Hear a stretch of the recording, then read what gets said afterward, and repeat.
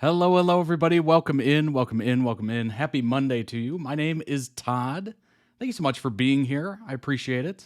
We have a holiday today. It's actually Memorial Day. I'm sure if you're watching from another country, you have a similar holiday where you kind of remember those that have lost their lives, whether it's military or whatever. So that is today. So might as well do this earlier. You might see it actually earlier on YouTube as well. So shout out to that. It's nice to have the day off. Nice to have a little longer weekend, especially in the summer, of course. It's very nice. I would consider this summer, right? It's warm. Maybe not where you are, but it's definitely warm here. Oh my gosh. But we have 5 amazing member-requested videos for you today. These are all members of ToddReacts.com. If you too would like to become a member and literally guide the stream, it's in your hands. It's in your control. You can do so. All those tiers you see before you are video requesting tiers. Check them out. And of course, we have the winter collection of merch available for a limited time only. Ships worldwide, 15% off for members. All that good stuff. Quality is guaranteed on every single order, so go ahead and check that out. And of course, if you're watching later on YouTube, go ahead and hit that subscribe button. I appreciate it greatly.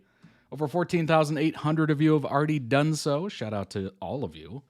It's a free and easy way to support the channel. I appreciate it. There's over 1,200 videos in the backlog there. So if you've not checked it out, you have a lot to catch up on.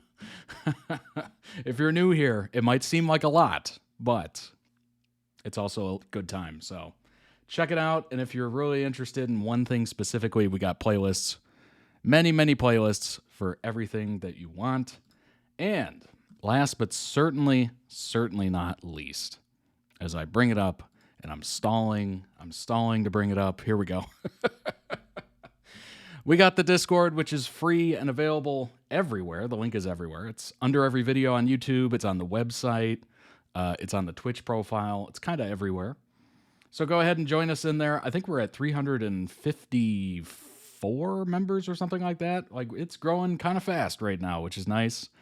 We do a monthly stream directly into the Discord. So if you want to check that out, we do it once a month. That's your ticket in. That's all you need to do. Just join the Discord and you can join us in there every month. It's a lot of fun. Friends have been made, all that good stuff. And as you see at the top here, it tells you I'm live, which is super handy. We also have a ton of different fandom channels. So whatever you're into, whatever you're looking to talk about, we probably have a channel for it. And if we don't, we'll make it for you. How about that? And chances are there's somebody awake at every hour of the day. This is a very international community. So if you need somebody to talk to, chances are there's somebody awake. We also have fun community channels as well, so you can get to know each other. All that good stuff. So join us in there. We'll have a Discord stream probably in the next 2 weeks. I think that's right. Next 2 weeks. So join us. We're pleasant. We're nice. No way I'm early. Yes, you are. What's up? Welcome in. Thanks for all the heated rivalry reactions. Of course. All right. Let's go over the lineup, shall we? First, we're going to start off with the 10 greatest villains in Big Brother history. And I think this is from the U.S. version, if I'm not mistaken. I think Jace said that. Shout out to the mods as well. They do all this hard work of gathering links and stuff. They do a lot of great work. Shout out to them. And also shout out to the members of ToddReacts.com. You keep the lights on, or that light specifically, I suppose. All right. And then after that, we have, I'm going to butcher these names the entire video. Unfortunately, I'm not trying to. It is what it is, I suppose. Halef, I think. Maybe it's Halef. Halef, maybe. I don't know exactly how to pronounce that, but we have 2 videos of those. And then we do have Jam Reiderson, which is a combination of the 2 actors who play Louis and Lestat off Interview with the Vampire. So that'll be a nice little compilation. And then we will end the stream with Dan Howell losing it for 15 minutes straight. So it's going to be good. It's going to be good. You're very good with words, though. You find substitutions for spicy words. Indeed, I do. I try. I'm getting quicker at editing live. What's up, Hunter? Welcome in. Thanks for joining, everybody. We're a little earlier today. All right, let's jump into that first one. Hope you've all enjoyed the weekend. It was a very chill one for me. Honestly, these days, I appreciate a chill weekend. Don't do anything, don't go anywhere, just kind of relax. Relax and recover from the week. Glad it's not past midnight for me for once. Yeah, very true. Very true. All right, this is 10 greatest villains in Big Brother history.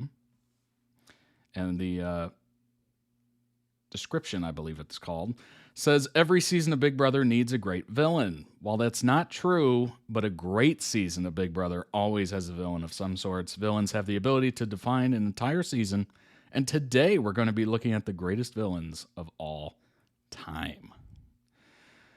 Okay, when we say villains, do we just mean jerks? Is that what we're saying? Is that the lingo? Just jerks. People that either don't get along with everybody or they try to manipulate other people in the game, if you will. All right, let's see. Every season of Big Brother has their character roles. There's the hero, the nerd, the pawn, etc. But there's one role that can be truly season-defining. This role is hard to pull off successfully, but when played correctly, it works incredibly well and makes you extremely dangerous in the game. This role is, of course, the villain. Villains are awesome, and oftentimes the most deadly players because... I'm trying to remember what Big Brother is. I know it's a bunch of people living in a house.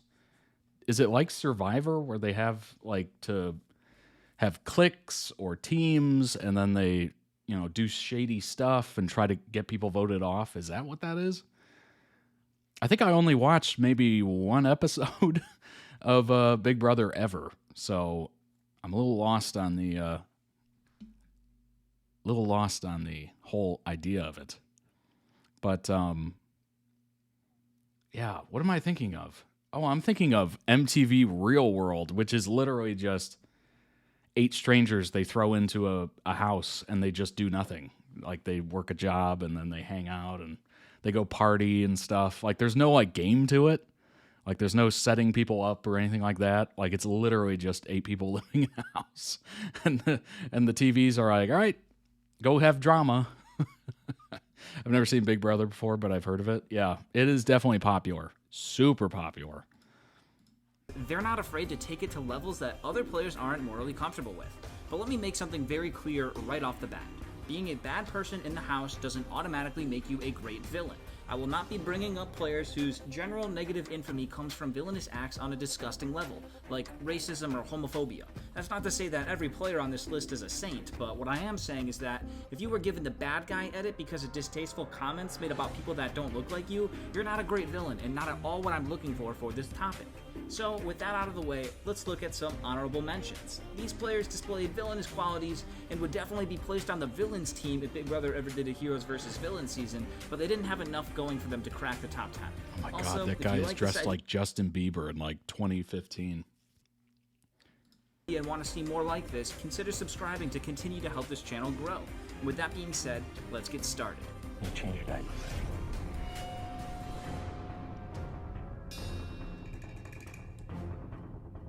Victim.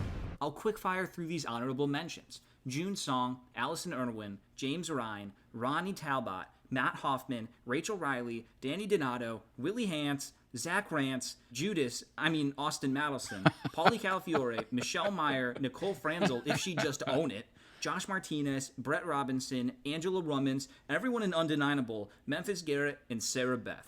That's why I always laugh, when people in the game, they're like, yeah, I was purposely throwing comps, and then at the end, I, pulled it out. I'm like, no, at the end, you were going against 5 people instead of 14. Of course you won more, Now, with all of these honorable mentions out of the way, we can get into who I believe to be the top 10 villains in Big Brother history. Remember, being villainous does not necessarily equate to being bad. If it seems like I'm going on a rant about evil tactics that players use, that doesn't mean I'm saying that they're a bad person or that their gameplay is disgusting. I am talking about villains. I'm just relaying why I think they make my top 10 list. You really can be a total sweetheart outside the game and still make the list because the list does not have anything to do with outside of the game stuff, and I only take what happened inside of the house into account. With that disclaimer out of the way, let's actually... This kind of reminds me of... I think it was 2 seasons ago. No, it might have been 3 seasons ago, 4 seasons, whatever. At a season of Survivor where this person was so overconfident that for the last, I don't even know, like 10 episodes, they were just saying they were going to win. And other people had so many opportunities to backstab this person and get them off the show, and they never did. And they ended up winning. And I was just like, how did you let that happen? There was multiple people that could have done it, and none of them did it. None of them wanted to be the bad guy. And it's just like, ugh. Some people are just serving up the backstab, and people just chicken out. It's crazy. So it's nice to have a good villain in there every once in a while to do what needs to be done. The bad guy wins. Actually start the countdown. At the number 10 spot, we have Vanessa Russo. Oh, Vanessa, a truly generational strategic talent. She had everything that it took to be an all-time villain. Her gameplay was ruthless, her emotional manipulation worked wonders, and she was damn good at the game. She'd backstab you without a second thought and then align with your closest ally 5 seconds after you walk out the door. The only thing holding her back from being at the very top was her inability to fully embrace the villain role. Oftentimes we saw Vanessa cry and try to play victim, and if it was only once or twice, then I wouldn't blink an eye, but it was all the time. It's almost like she was a villain against her own wishes, but her ruthless style of gameplay, added to the fact that she is so capable of literally anything, makes her a really good villain. Her ability to go back and forth seamlessly from the Oz Twins alliance to Steve and Johnny Mac was impressive as hell, and her move at the final 6 veto to bamboozle Julia into accidentally sending herself home was brilliant. Evilly brilliant, and her presence alone is more than enough to put her on this list. No, they wanted to get me out, and you were working with them to do it. It was your idea to orchestrate the 5-person alliance to do it, wasn't it? I would be breathing heavy too if I were you. Goodbye. What are you talking about? I know, I'm... Vanessa's a very intimidating Oh person. my She's in my gosh. face. I'm going home if I don't have her vote. She's putting me on the spot and my brain just freezes. It's a game decision. I'm sorry. Austin, I vote to evict you. It's official. Austin, I'm sorry, Ben. you are I'm evicted sorry. I'm sorry. I gotta do from the what's best Big for my Brother game. house. At the number 9 spot, we have Paul Abrahamian from Big Brother 18 and 19.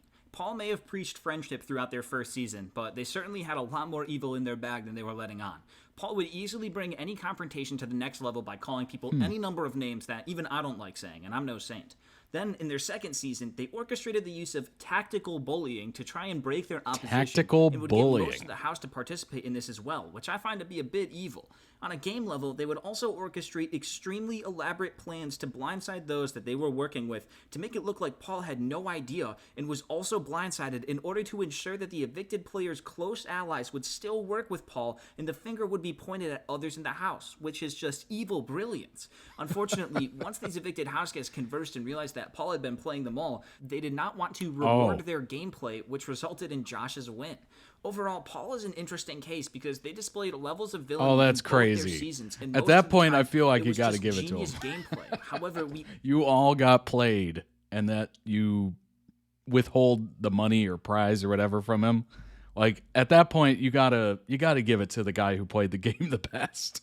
Like, that's crazy. we also got some glimpses of villainous tendencies in their confrontations against Big Meech and Nicole, as well as the entire idea behind the bullying tactics in Big Brother 19. The biggest liar and manipulator in the house. Hey, bud, I'm pretty sure I'm not talking to you, so why don't you mind your own business? You have no right You're to the talk to you biggest that way. baby in this house. When have I ever spoken to you in any way? When have I ever All the disrespected you? time. Don't speak to me that way. Me right now. Oh, Big Brother hooked me up with a red alert to make sure you're not spreading more about me, so let me just make sure none of that's happening. Let's go!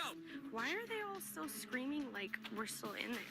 Josh, go out there with the pots and pans, please, and let's keep this party going. Alex, we got more questions for Jess and Cody. Damn it. At the number 8 spot, we have Jace Wiry from Big Brother 5 and Big Brother All-Stars. Dang, we had so many better villains back in the day than what we get today. Jace was the head of the Four Horsemen Alliance, and he was never afraid to show his cards, regardless of how cocky, arrogant, or mean it showed him off to be. He was like a walking fraternity brother, which was multiplied when he was with his bro Scott. He was a dominating force in the beginning of Big Brother 5, and basically gave the house no other choice than to gun for him. Other house guests described him as the devil in disguise due to his behavior, his constant gloating when he'd win, and his uncanny ability to get under every other house guest's skin. He was one crazy, entertaining guy. Then on his return in Big Brother All-Stars, Jace tried to play a less polarizing game, but we saw little bits of his villain personality by his unwillingness to get up and say goodbye to certain house guests in the pre-jury when they were evicted, because it didn't matter to him. They weren't going onto the jury, so he felt no need to play nice. All things considered, though, he was a much more chilled Jace. But when he was targeted by James due to his ability to win comps, Jace went back to his villainous ways, throwing furniture around the house, calling James a bitch for backdooring him, and telling everyone that he hated them all. And although at times he may play nice, he was not going to be sending anyone Christmas cards after the season was over. He was a villain in his own way, because it's not that he was particularly evil, but his presence and overall attitude alone was enough to make him one of the more prominent villains in the beginning ages of Big Brother, and therefore he lands in the top 10. I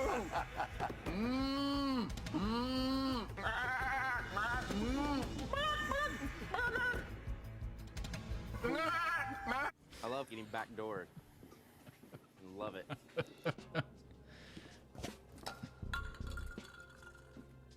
Well, at least it was a plastic cup. James, you of all people I didn't think would take the bitch route. Fine, Oh. But I just hate going home like this. Especially after you and I had that integrity talk with your... We did have an integrity talk. Yeah, and it was about integrity. I wouldn't have backdoored. Integrity talk. This is not a backdooring. It's backdooring. Marcellus, not so good. Don't even put me. Don't even. Whoa! Jace, you don't leave the HOH room and then you come down there and tell me in the hammock we got to break up season 6? Are you kidding me? Everyone made that Thank game you, with Marcellus. you. You're up there kissing their ass. Totally That's where I play. Okay, then you have to deal call with the people out. Okay, then deal with I the call you out when you're talking about their alliance with to the me. I call that out. Everyone What do you want talks me to do, about sit in everyone. silence? Now I see why the people from season 5 hated you. Oh. At the number 7 spot, we have Danielle Reyes from Big Brother 3 and Big Brother All-Stars. Danielle Reyes really was one of the first of her kind. Of course, we had Dr. Will the season before, but Will is much more open about being a villain to his cast. Inside the house, Danielle had her strong-willed attitude, of course, but was also caring, had many great relationships. But once she got to the DR, it was all business. Evil, cold-blooded, straightforward business. She came to Big Brother to win, and she was cool with doing whatever she needed to do to get to the end. Week by week, she would get rid of each victim one at a time, proudly counting down how many people were left that stood in her way, ultimately leading up to her most famous moment, betraying an unsuspecting Marcellus at the final 5 after he chose not to use the veto on himself. Danielle had no problem owning up to being the villain in the diary room and reveled in it, but unfortunately, the jurors did not take This well looks of this and found her dated? to be Oh, yeah. cocky and This did has not been want to running reward since, her like, when the she was early sitting next to the more 2000s, noble maybe. Lisa. Danielle Maybe set the even the standard late high for what could 90s. be accomplished in the game and made such an impact on the game that Big Brother And there's had many to start versions of it, sequestering too. There's, future like, juries UK, to try and prevent the US, absolute steamroll Australia, that Danielle maybe. endured at the final 2 because she was the villain. She's the Black Widow, baby. What else can I say? The best part about her is that she can play the villain, yet I'd still trust her because she seems like a genuinely really great person. A great villain can separate game from personal, and that's what makes them such great players. And Danielle Reyes proudly falls into the list at this spot. That's so cool. Yep. You got it. All right. Did I lie? Yes. Did I give my word? Who's gonna win? Everybody's like, I'm not gonna say anything. Y'all know I'm gonna win. Oh. Marcellus is my friend. Original was But he Dutch. also Started was in my 1999. A lot of people Wow. played this Welcome in, game Jace. with honesty, and a lot of people left because of that. 8 down, 2 more to go. Almost to the top 5. At the number 6 spot, we have Mike Boogie from Big Brother 2, Big Brother All-Stars, and Big Brother 14. Oh, I'm my. sure this comes to nobody's surprise. Boogie has played in a lot of seasons, giving him ample opportunities to build He's his like, case hook me as a up with top those villain of the frosted show. tips, please. To start off, in Season 2, Boogie Make 'em formed the extra Chilltown spiky. Alliance, which was basically him getting all the cool kids together to go against everyone else. Not necessarily evil, but also not the most inclusive mindset. His main villainy comes from Season 7 All-Stars. He showed that he could use his power to intimidate others into doing as he wanted, as he did with Chicken George in the coup d'etat. Not only would he orchestrate most evictions with Will, betraying promises he had made without hesitation or remorse, but Boogie also had his showmance with Erica. This showmance is definitely Boogie's evilest maneuver, as he claims to have felt absolutely nothing and was only dragging her along to get himself further into the game, all while making her feel that he was super into her. He planned on having her cut at the final hour, but unfortunately for him, Erica figured him out and helped to convince Janelle to evict Boogie's main man, Dr. Will. Boogie's ability to lie and manipulate without any remorse, combined with his track record in the game and what he's shown he's willing to do to get any amount of money, makes him an easy top-tier villain in the show's history. What makes Will and I stronger than the S6 Alliance is that we play with no fear. We're going to end up running things in this house. It's just a matter of time. Julie said this person will have the power to change the face of this game. That's so crazy to fake a showmance. Is that something that you maybe want to go up against? That is emotional manipulation to a crazy degree. Trust me on this one, things may not be as they seem. It's all fun and games until she gives it up and then gets voted out by me on Thursday. Oh my gosh. Dirty dog. Erica, she's That is like, dirty. Checkmate. Showmances can be very effective for you. It kind of turned into a homance. I've used that girl up for all I need. I've gotten myself in a position to win this game, and that's all she was good for. And now we're in the top 5. Oh my At the number 5 spot, we have Dan Giesling from Big Brother 10 and Big Brother 14. Dan is a very interesting case because he's not the typical villain. For example, I would say that Boogie was a more evil person on the show than the next couple of entries for that matter, but for name value and legacy, I have to put Dan and the next person a couple places higher than Boogie. On Dan's first season, some of his opposition, particularly Jerry, thought of Dan as a villain when he went against his word and voted Jesse out, but in that instance, it wasn't even Dan's decision. Although, he did make a promise to them knowing it was out of his control, so that's one small act of villainy. But things start to pick up after that. There's Dan's first HOH reign in Big Brother 10, where he makes everyone call each other out at his own veto ceremony before going back on his word with Ollie and completely blindsiding him by nominating his #1 ally, Michelle. But Dan's real evil phase comes during Big Brother 14.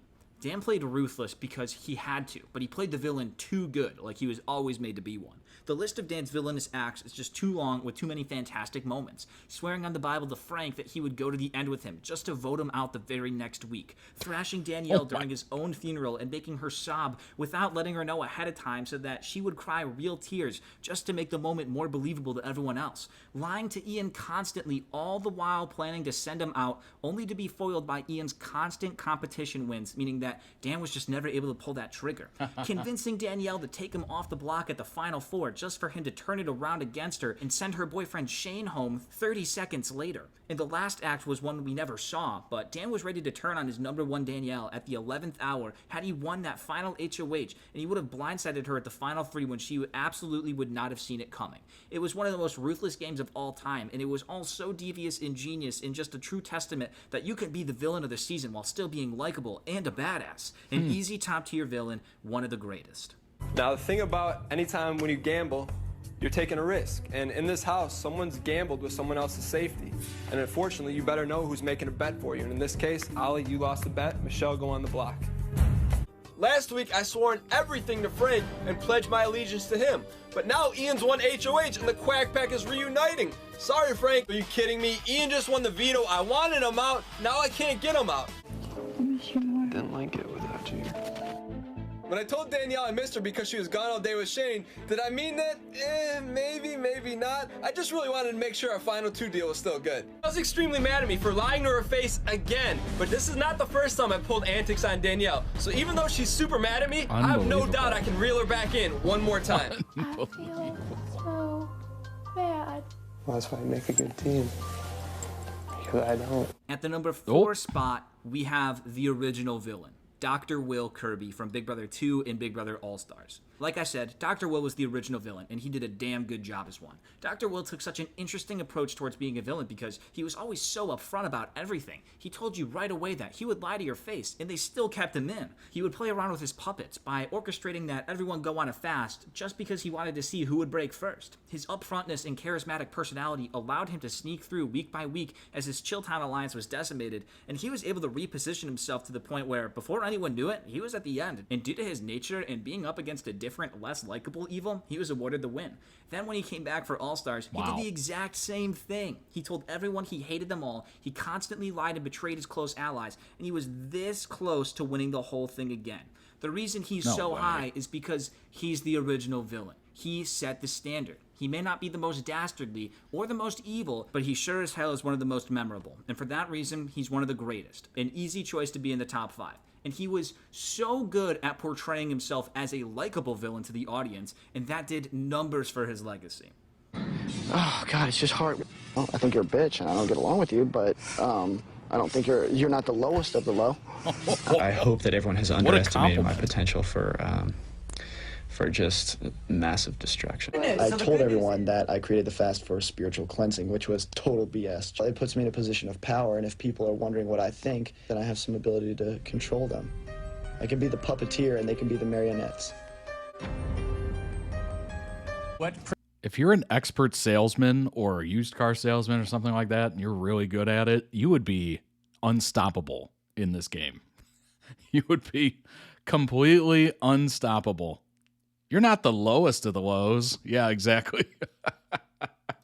Percentage of the money will you give to charities, and what charities? You know, Bunky, I don't want to mislead you. Percentage of money that's going to go to charities, I'm looking at none. But in a perfect world, I'd like Erica to put Danielle on the block. Danielle will think she's safe, but if you dance with the devil, you're probably gonna get burned. Hey, Boogie, what up, man? Do you remember a few weeks back when I got my showmance to put up her very best friend, Marcellus, and then we evicted him? Yeah.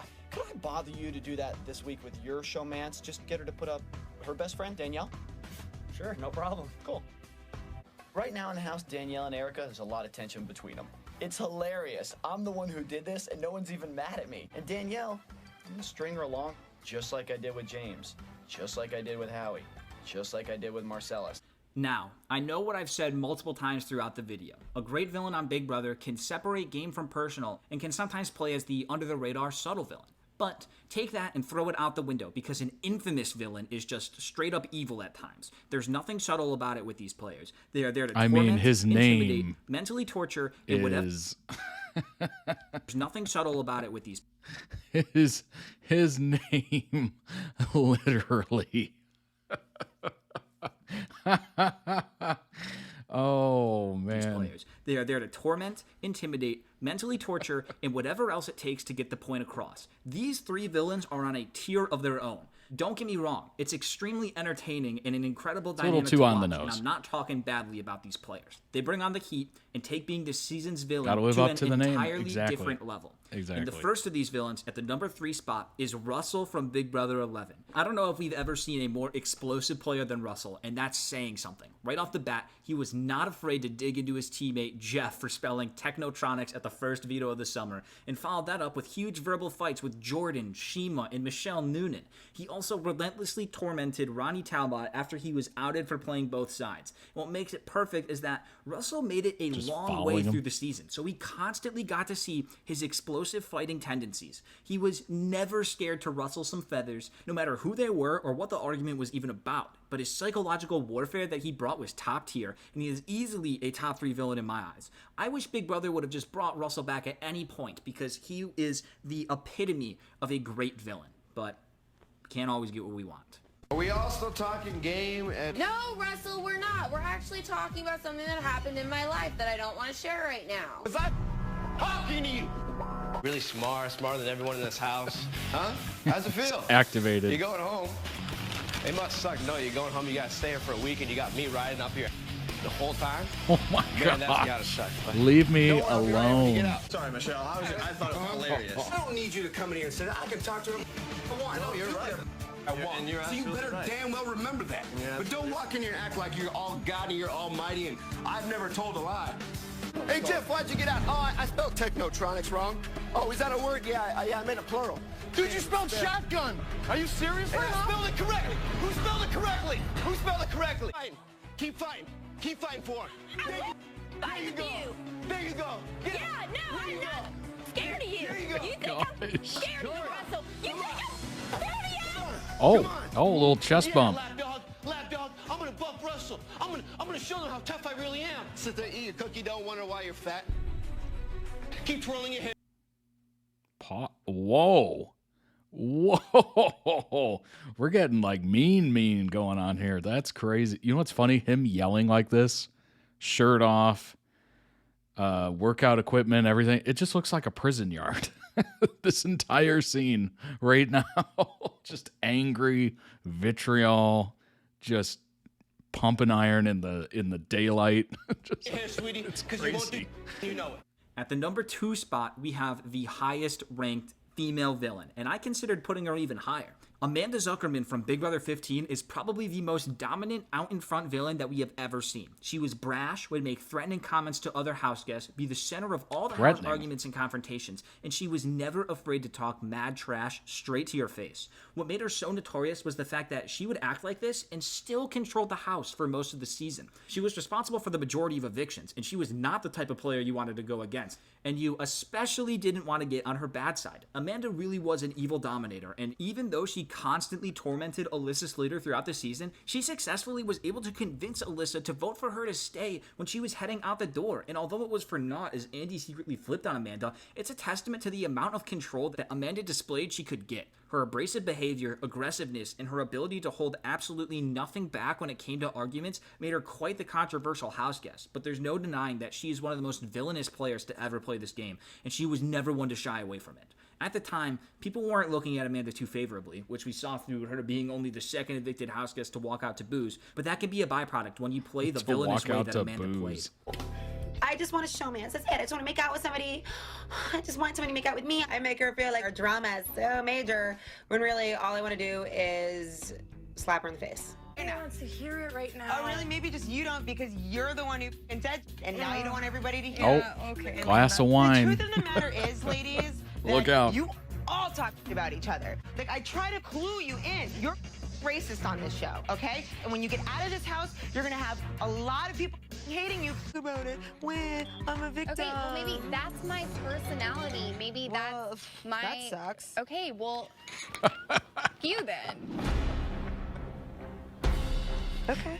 Keep your grimace smile. That's my personality. We'll get a new one. Okay? Wasted your HOH. How does it feel?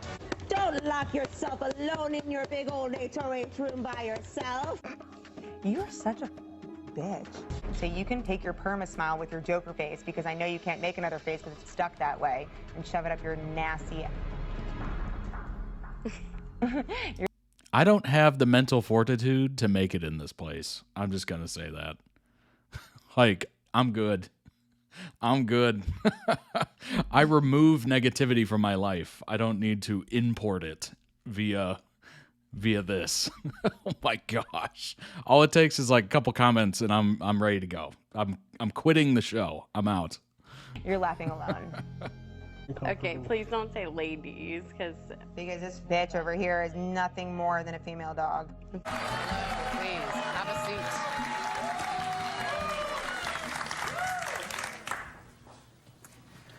So some of you don't like me, I guess.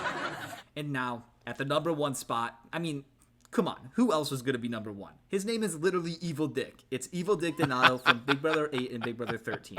When you think of villains of Big Brother, you think of this guy. He checks all the boxes. He literally looks Evil, like Tommy yep. Lee. Notorious? Definitely. Not afraid to get in an argument and won't hold back? Well, you tell me. Evil Dick knew exactly how to get to each house guest in the worst ways. And this came out in full during the week where he was purposely trying to get himself evicted over Danielle. He tormented the house with pots and pans, made fun of Jamaica's dedication to her religion, called Amber out on her constant crying, and also made sure to fight with Eric, Dustin, and almost everyone else. And this doesn't even begin to mention Dick's relationship with Jen, who he could not stand and made sure that she knew. They had a back and forth battle which ended up with Dick burning Jen with his cigarette, but she was reaching for it and trying to grab it. So I won't say that this was a super evil move on Dick's part. But through all of this, and getting everyone in the house to despise him, he made it to the final 2 with his daughter Danielle, where we get my favorite. As an introvert, this is my nightmare, living with a bunch of difficult people. Yeah, exactly. Favorite moment. The theme of one of Dick's questions was to be nice, and he had to give a reason as to why every member of the jury would have deserved to be in the final 2. Dick's perfect response to the question was to say that 4 out of the 7 jurors flat out did not deserve to be there. And I just think that's such a funny go F yourself answer to give to the jurors. And then he still won. Dick is easily the most notorious villain of all time in the show's history. His behavior on the show clearly backs this statement up, and the fact that his storyline on the show was this big bad bully with a softer side for his daughter made him a villain that a lot of the audience found themselves rooting for. No because way. a story of a broken father-daughter relationship that is slowly being built back together. I hate to... I'm not going to say it. Some stories kind of write themselves, don't they? Is something that many could relate to. It's hard to have a villain be so evil yet somehow so rootable for many, and that's what Evil Dick was. For his role in the history of the show and being the literal face of villains in Big Brother, he is easily the #1 choice for this list. The whole time I'd be like, is this guy actually like this? Or is this all for the show? Eric, how about you, my friend? You're the biggest liar, manipulator. Don't you want to kick my ass right now? Ooh, you're so scary. All 150 pounds of you. Ooh, oh my God. I am going to make you so miserable every day that you're going to regret ever seeing me. Amber. You are such a liar. Let's go. Hallelujah! Hallelujah! Let's pray. Oh my God. Over, bitch. Done. Yes, princess. Are you happy? Dick, you have won the power of veto. I'm right. You're gonna get burned. You're gonna get burned. You just burned me. What do you mean? You just tried to grab it. You're gonna get burned again. I promise. I promise. You're burning me on purpose. Out of here. I don't care. Get your hand over my face. Get out of here, you crybaby little bitch. I'll play. Go home. Go home, bitch. Go out. Go home, you crybaby. You're going home Thursday anyway. Got a pack of Marlboro Reds in his back pocket. Look at this dude. And there we go. The villain role is not something that is so cut and dry defined, as you can tell by the diversity of personalities that made this list. If you disagree with my order, that's totally fine, because even I'm not 100% sold on what I ended up with, but it was the best that I could come up with and finalize. If you enjoyed the video and are interested in seeing the counterparts of this list, this is consider literally, subscribing, because a that is nightmare most likely scenario. next week's video. I would as not always, handle this here's well. a clip for you on your way out. I've actually never been angry. Never been angry. I just wanna hug you, Jeff. Take 5 minutes yourself, think of a good one, and then I'll be sitting here and then come back with it. You know what I mean? Yeah, okay. The only girl you're making laugh is the little fatty next to you there. That's the only person you make laugh. This is what you come up with for 2 days? Yeah. Holy, that's terrible. Wow. Wow. That's crazy. Link down below in the YouTube video description for the original video. Go throw it some much deserved love. If you really loved it and you really check out their channel and find something else, definitely request it. That was a great little synopsis of the villains in Big Brother. My gosh. I guess that's kind of the case. I mean, it's very true that usually these shows do have some evil-ish players that are manipulating behind the scenes, and they're telling people falsities and, you know, trying to backstab and all that stuff and work their way to the top. Kind of using people against themselves and their own interest kind of thing. It's smart. It's a smart play, but it can really backfire as well. Like, eventually you have to go in front of, like, Survivor and whatnot, go in front of the jury of all the people you screwed over and hope that they would be like, all right, he screwed me over or she screwed me over, but hey, they played the game pretty well. Hopefully they vote via the game and not their personal feelings, but it's a risk. That is definitely a risk. Let's go ahead and bring up some information on Big Brother. Fill in some gaps, because I definitely have some. Trying to figure out how that structure really works. Started in the Netherlands in 1999. Syndicated internationally beginning in 2000. Show features contestants called housemates or house guests who live together in a specially constructed house that is isolated from the outside world. Show has been cited as having had widespread influence on the status of television and celebrity. It was inspired by Big Brother from George Orwell's novel, 1984, of course, and the housemates are continuously monitored during their stay in the house by live television cameras as well as personal audio microphones. Throughout the course, boy, they would have so much like dirt on people. Like, just imagine, right? You're probably like me. You like your own personal time and personal space and, decompress and all that stuff. And we're human. We have weird oddities, right? Now imagine you were constantly being filmed and recorded and audio gathered and everything 24/7. We're talking bathroom. We're talking shower. We're talking bedroom. Everything. Everywhere. Like, that is a literal nightmare scenario. That is nightmare fuel. That's crazy. Oh my gosh. Worse is when a villain plays a great game but have a bitter jury, takes things personally. Yeah, that would be terrible. Because technically they played the game the best, right? Even if they're a villain. You could be like Mr. Nice Guy kind of thing where everybody gets along with you and that's how you kind of make it through the game. Or you could be one of those villains that strategically manipulates and all that stuff to finally make it to the final two. Now, you would hope the jury would be like, all right, they played the game. They played one of the options to beat the game, right? Just because they chose the evil one doesn't mean they shouldn't win. But depending on how badly you treat people and burn them, that could backfire. Just throwing it out there. It might. I don't know if it has, but it seems like it would. As of 2023, there have been 508 seasons of Big Brother in over 63 franchise countries and regions. That's crazy. 508 seasons? Good grief. Imagine, okay. Okay, think back to the pandemic. Think back to lockdowns. Imagine if you started that immediately and was like, I'm going to watch every episode of Big Brother. How long would that take? In just one country. I wouldn't say over 63 franchise countries and regions. Just one country, watch all the episodes of Big Brother. That would probably be insane. Literally impossible, I would think. At regular intervals, the housemates privately nominate a number of their fellow housemates who they wish to be evicted from the house. Okay, we're getting to the nitty-gritty here. The housemates with the most nominations are then announced, and viewers are given the opportunity to vote via telephone. Boy, that ages it, huh?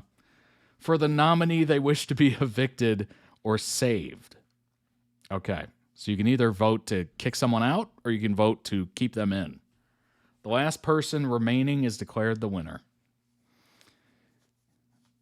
Okay, so the nomination's the tough part because you don't know how the public's going to go. So if you never get nominated, you're probably in a good spot. Or you just have to hope that you're a fan favorite and people like you. Or they love to hate you in the Evil Dick's world. Some more recent additions have since included additional methods of voting, such as voting through social media and smartphone applications. Yes, we are in the year 2026. Occasionally, non-standard votes occur with where two house guests are evicted at once, or no one's voted out. Interesting.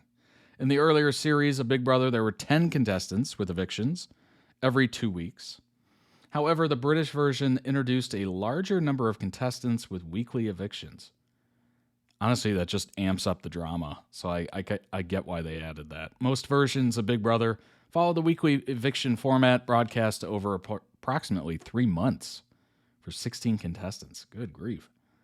Contestants are required to do housework and are assigned tasks by the producers of the show, who communicate with the housemates via an omnipresent authority figure known to them only as Big Brother. The tasks are designed to test their teamwork abilities and community spirit. In some countries, the housemates' shopping budget or weekly allowance to buy food and other essentials depends on the outcome of the assigned tasks. Oh, that's interesting. Obviously, there's stipulations there. You can't be like starving people for this game. Man, that's wild.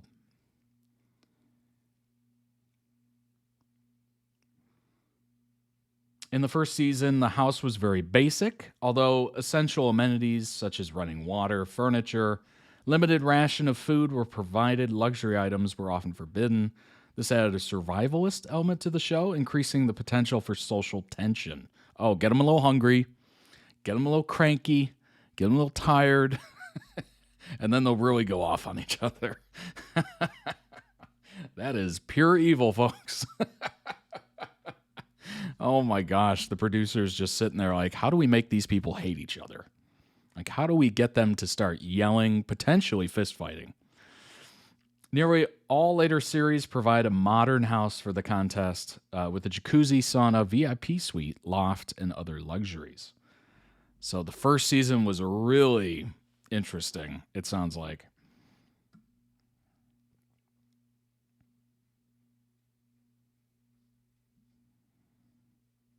Very, very cool. In 2001, the American version adopted a different format since the second season, where the contestants are encouraged to strategize to advance in the game. In this format, the contestants themselves vote to evict each other, and a jury of evicted contestants vote for the winner.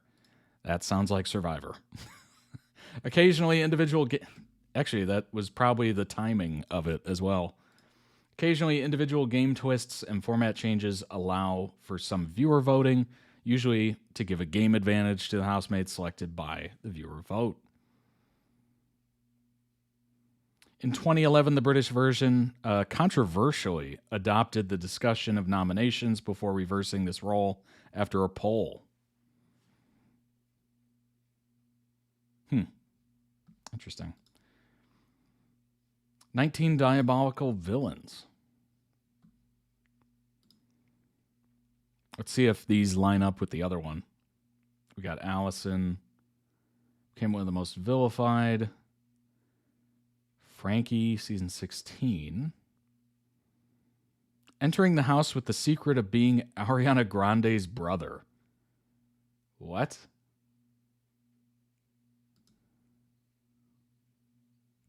That's kind of crazy. That's a pretty good secret. Season 8, Jen. Jesse, season 10 and 11. Brendan and Rachel. Amanda. Okay, we got one. Jackson. 2019, Justin. Victoria. Okay, top 10. We got Pauly. Started the season as an early favorite, but things quickly changed for the worse. He let his ego get the best of him, and he used his muscle to intimidate the house into doing what he wanted and was quick to fight with any woman that challenged him. America turned on Pauly, and his housemates soon followed. Started intimidating, bullying, and ridiculing the female contestants. Oh boy. Number 8, Josiah. Most confounding players of the 2016 season, declaring himself Messiah. Bossing people around. We got Jack, who looks like Liam Hemsworth as the Witcher. What? Is that Liam Hemsworth? What? The Aquaman lookalike. He called her everything from a B word to a maggot and said he wanted to stomp a mud hole through her chest. What?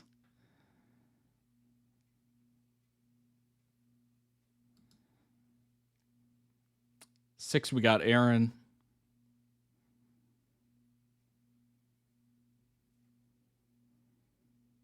Yikes. She got into some craziness on that show. Ooh. 4 or 5, Jessica and Cody, power couples. They later appeared on The Amazing Race. Interesting. And they won.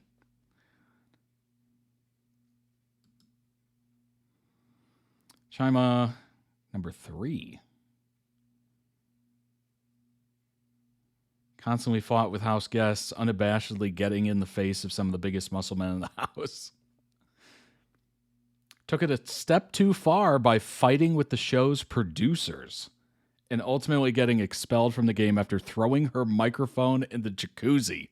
Well, that's not good. Destroying Big Brother property. Oh, gosh. That would be enough for them to kick you out, probably. Oh, there you go. Number two.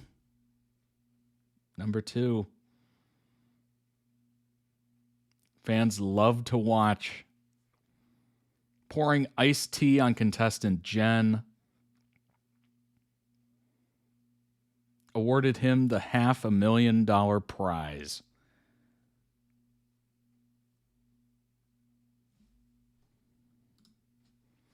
Number one, Chilltown. Yes, it's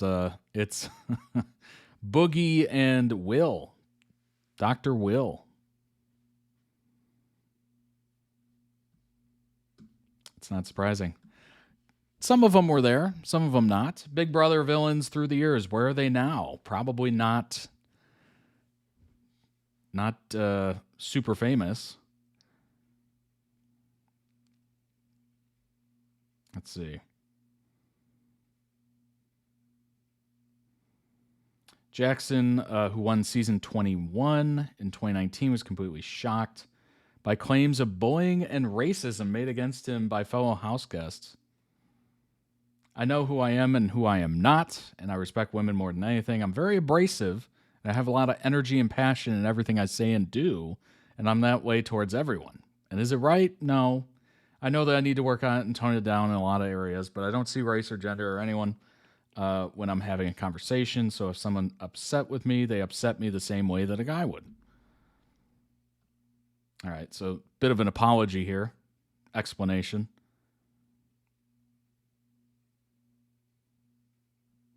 All right, let's see what we got. Shannon. Now she works as a paramedic in Florida and is married with 2 children. Well, congratulations. Evil does win. No, I was kidding.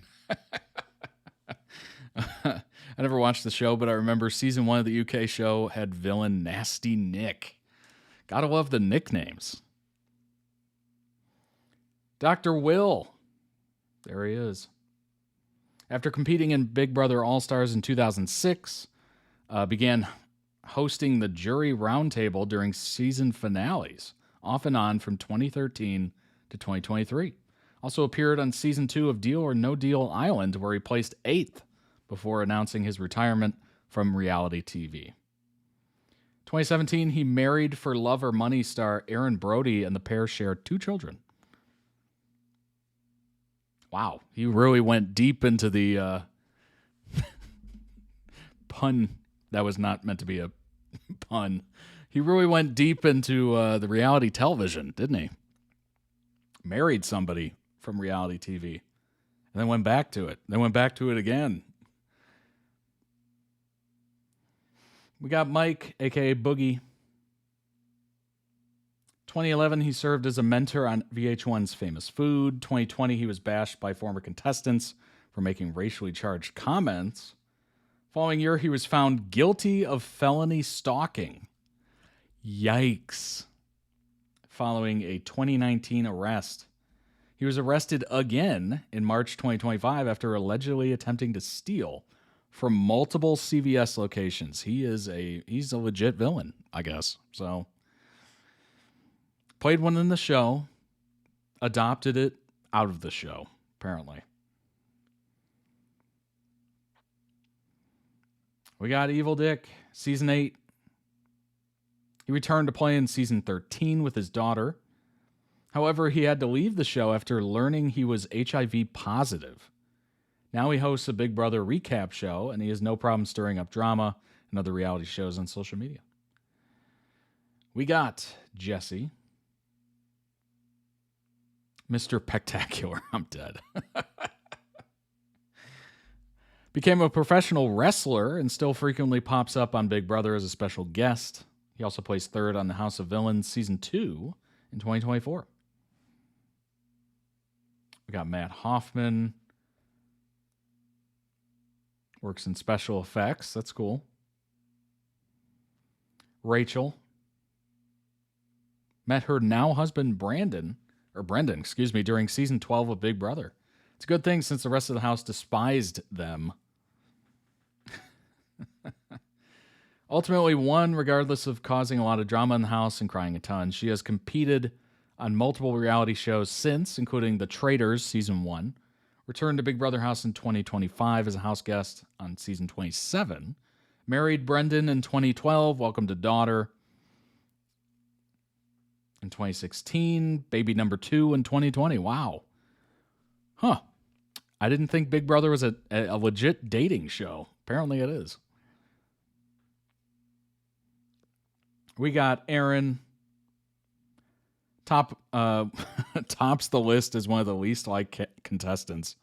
Controversial and seemingly racist and homophobic content. She was booed when she exited the show and later apologized for her statements. Now she works as a lifestyle YouTuber. Is married to Nick Williams, the pair of 3 children. We got Polly, season 18. Was accused of using and leading on Zakia, who had a brief relationship with. Oh, boy. Went on to appear X on the Beach and The Challenge. He's now in a relationship with Kara and living in Montana. 2023 came out as bisexual. We got Cody. Found love with Jessica during season 19 of the show. He was extremely disliked by everyone else, obviously not Jessica, due to his bad attitude. After the show, they won season 30 of The Amazing Race. He married Jessica in 2018. They have 4 kids, with a 5th that came in October 2025. Oh my gosh. We've got like multiple married with multiple children couples on the show. Jackson, season 21 winner.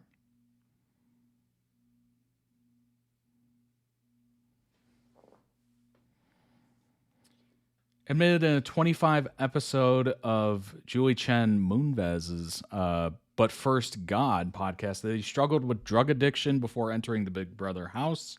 After winning the show, he blew through the $500,000 prize. Oh, boy. Oh, boy. That's the problem with, inheriting a lot or winning a bunch of money and you're not used to handling that. It is so easy to run through that. You think, you look at that number and it seems really large, but it is so easy to run through money. It's kind of crazy. And you don't have to be a drug addict to run through money. You could literally do it just living. Obviously, rent, mortgage, that's a huge chunk of it. I crashed, I burned, I hit rock bottom more times than I can count. He now works in sales and is married to wife Caitlin, share a daughter. We got Daniel.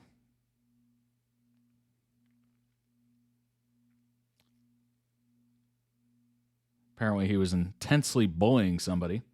After his eviction, he initially apologized for his behavior before backpedaling and routinely insulting his fellow alumni. Daniel now works as a waiter and stage actor. Yikes. No winners of any show gets a full prize. Taxes take a huge chunk. Absolutely. Very true. Yeah. You know what? You would hope that the show would pay those taxes so the contestant could get the full amounts, but I doubt it. I really doubt they do. Like, what would have been nice at Survivor, because I think the first season of Survivor was like $1 million or something. It would have been cool if it was actually $1 million in cash as opposed to, I don't even know, like 600,000 with taxes taken out. Very interesting. Honestly, I never really gave that show as much attention as a lot of people did. Like, Big Brother in the U.S. was huge at one point, where it was the number one show. It was battling Survivor. Actually, I take that back. I think it was on the same station, the same network. But yeah, I remember it being everywhere. There was ads for it every 2 seconds. I'm just like, what is this? So I watched one episode, I think, but at that point, I think I had already seen Survivor, so I was just like, I don't know. I kind of like Survivor more because it's more hardcore on the whole survival aspect, and looking at people just really go down in like body weight and muscle, and you can just see them slowly not doing well on Survivor just kind of adds to the realness of it, you know? Adds to the desperation for some of those food challenges. It's just a little bit more gritty, and I think that's why I glommed onto Survivor more than Big Brother. But I don't know. They're very similar in the way that you got to strategize. You have to have a plan. You got to have a team set up, a clique, whatever you call it. But yeah, it definitely looks interesting, though. And obviously, it's been a huge international success, which is really cool. What's up, Jack? Hope you're having a lovely day as well. I think 14-year-old me may have enjoyed it, but I struggle with Big Brother type shows these days. Yeah, it's an investment. Like we read earlier, it's basically 3 months of television that you have to watch for that show. That's a lot. Some people can do it, some can't. I would be one of those people that I think I would drop out probably halfway in. Probably. I did watch the Ryan Trahan 50 States in 50 Days series just because they were short, easy to digest, and it usually was something I just immediately watched when I got home. It was a lot of fun. It was very wholesome. I don't know if I could handle drama and villains and stuff like that for longer than, I don't know, longer than a month. All right, let's move into the next one. This is, I'm going to butcher this. I'm just saying that. You can correct me in the comments, please. It is Halef? Halef, maybe. I don't know. Halef. I'm butchering it. All right, so we got part 1 and part 2. So it's going to be 2 videos back to back. We'll do a little bit of information after the first one, and then we'll finish it after the second one. So that's going to be the structure of it. I wonder if I need closed captioning for this. Does it say? It is a Turkish show. Let's see. Oh, it's got them already included. Nice. Okay, so we'll make it a little bit smaller so you can actually see those words.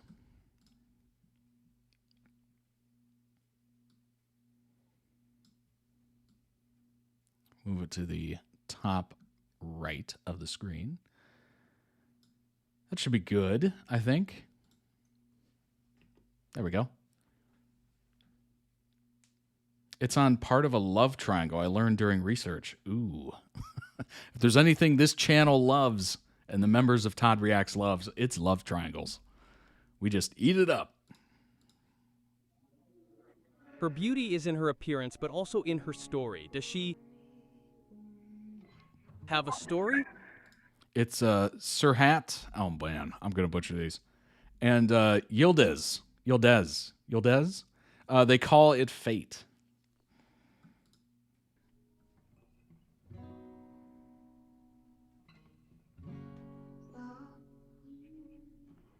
It doesn't matter what she does if this marriage won't happen. First the star. You're here. What is happening right now? I'm reading words and I'm hearing words and they're not lining up. What's happening? I don't know what's happening. She made her decision, but either marriage or stay.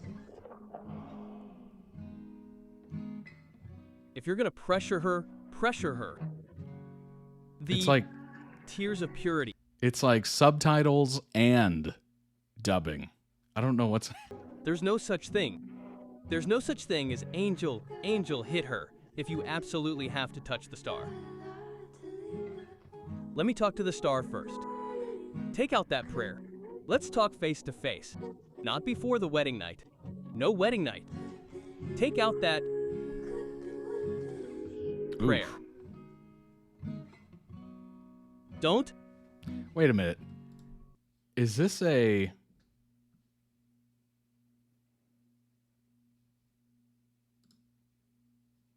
Oh, that's the YouTube feature. Okay, that's the YouTube feature of auto dubbing. Have you seen this before? Where it has like a secondary audio track and YouTube through AI dubs the video in your language. I've never seen that before. I was like, why isn't this lining up? Why is he saying prayer when it says veil? It's auto dubbing. Oh my gosh.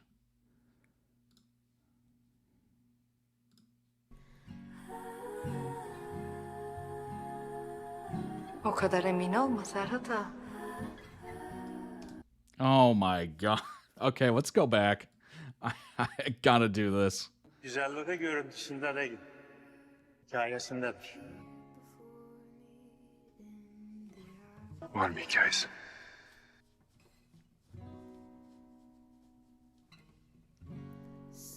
That was so confusing. Ne yapacağını sorun değil. Eğer ki bu nikah olmayacak, önce yazılsın. Ne ver damat? Ya nikah ya da kal. Oh wow. Sıkacaksan sık. Rahat. Öyle bir şey yok. Şu melek bir. Kamyon. Vur illa yıldıza dokunacaksan diye bir şey yok. Ben önce Yıldız'la konuşayım. Çıkar şu duvar, yüz yüze konuşalım. Gerdekten önce olmaz. Gerdek merdek yok Yıldız. Çıkar şu duvar.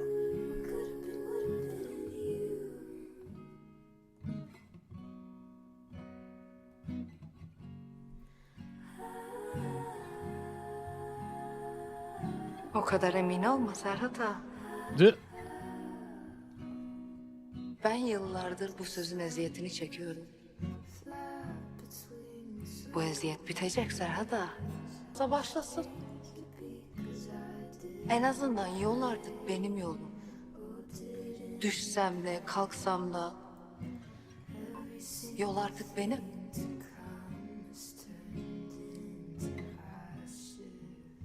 Tanıştırayım.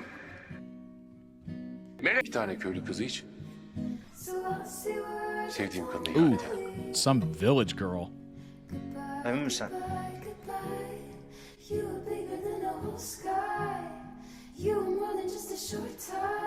Boy, tough life. Spoiled for choice. Spoiled for... Well, I guess being killed is not exactly a choice, but you know what I mean.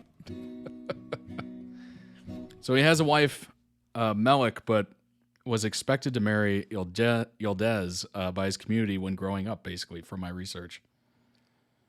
Interesting.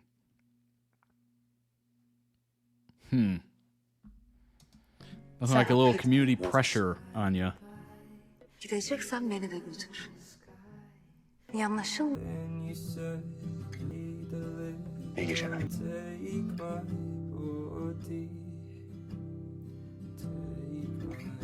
Gerek yok. Ben aksesuar sevmem. Benim zaten kendi yüzüğüm var. Kal. Ben saklarım. Korkaksın.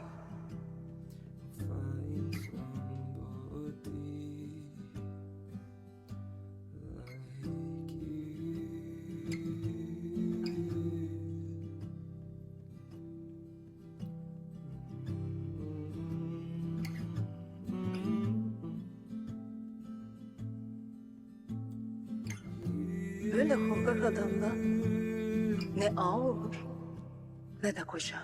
Oof. Oof. Yıldız, benim bir hayatım var. Sen benim hayatıma böyle giremezsin. Yapamam. Yapamam. Yapamam. Yapacaksın.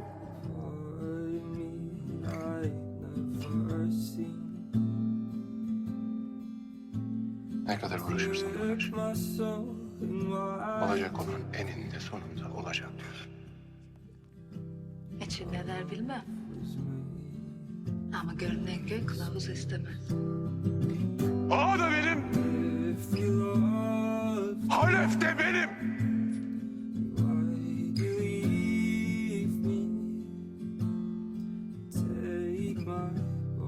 Bir ay yaşın eline bırakıp gidemem.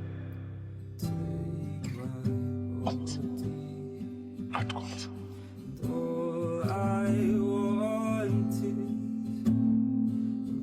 Boy, this is quite the love triangle. A little bit more stakes than The Summer I Turned Pretty, wouldn't you say? Stakes are very high.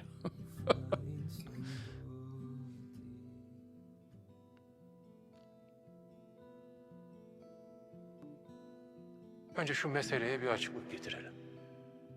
Ben Yıldız'la zorla evlendirildim. Okay. Benim bir tane karım var. Mm-hmm. O da Melek. Gotcha.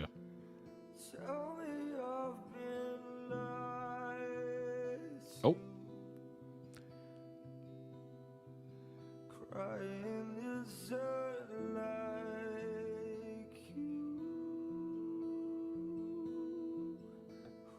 O kadar yalnız hissediyorum ki kendimi.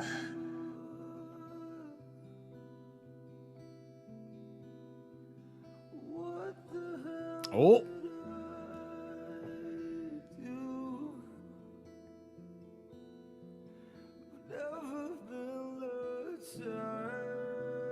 Oh my gosh. This is like the final boss of love triangles.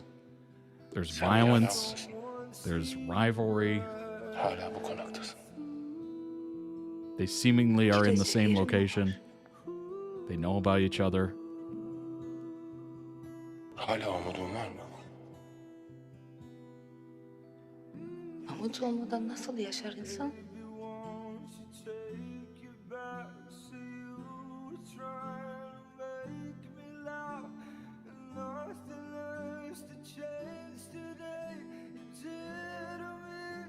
Odana git.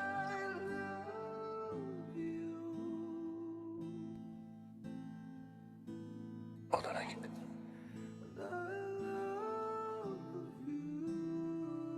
Not really convincing on that, huh? Go to your room.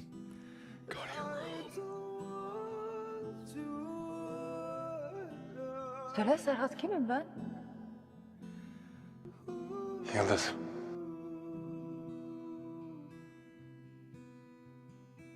Oh. I'll let you two be alone. Neyim ben? Bir şeyim değil mi? Biz kan dökülmesin diye evlendik, şu halimize bak. Önce ben, sonra abim. Bu mudur bizim kan dökülmeyen halimiz?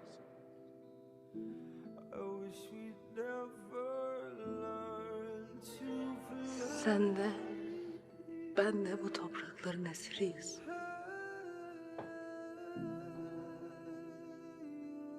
Bu yüzden yüzüme bakmıyorsun değil mi?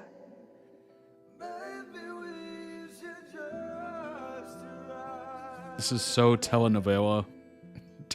Telenovela coded. Ben bu evliliğe inanmıyorum Yıldız. Lots of close-ups. Lots of emotions. Yıldız. Yapma Yıldız. İstemiyor musun beni?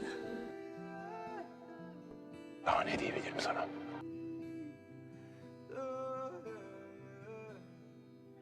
Yalan söylüyorsun.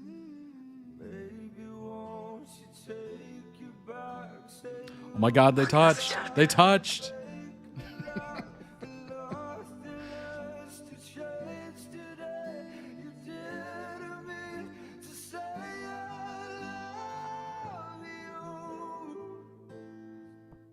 Yapma Serhat. Ne yapabilirim? Gönder. Kıyma bana. Gönder, evine gitsin. Konağına gitsin. Oh man, caught between. Yapma bak. Oh jeez. Bak, o konakta yaşatmazlar beni. Niye bu konakta kalıyor ki? O zaman yarın ilk... Look, I have a proposal. I have a proposal. What if they become sister wives? I'm just saying. I'm just saying. İlk iş Yıldız'ı bu konaktan göndereceksin.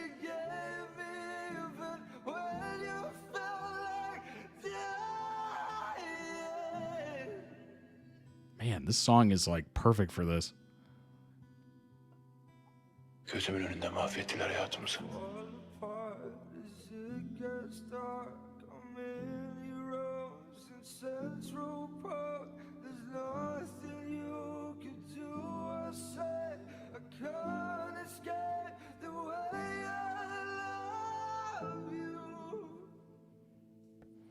Beni rahatsız eden şey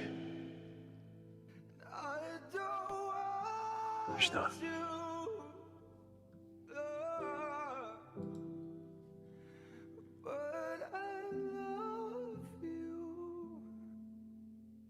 Sana da buna kader derler. Oh, he put on the ring. He Yıldız! put on the ring. Kader.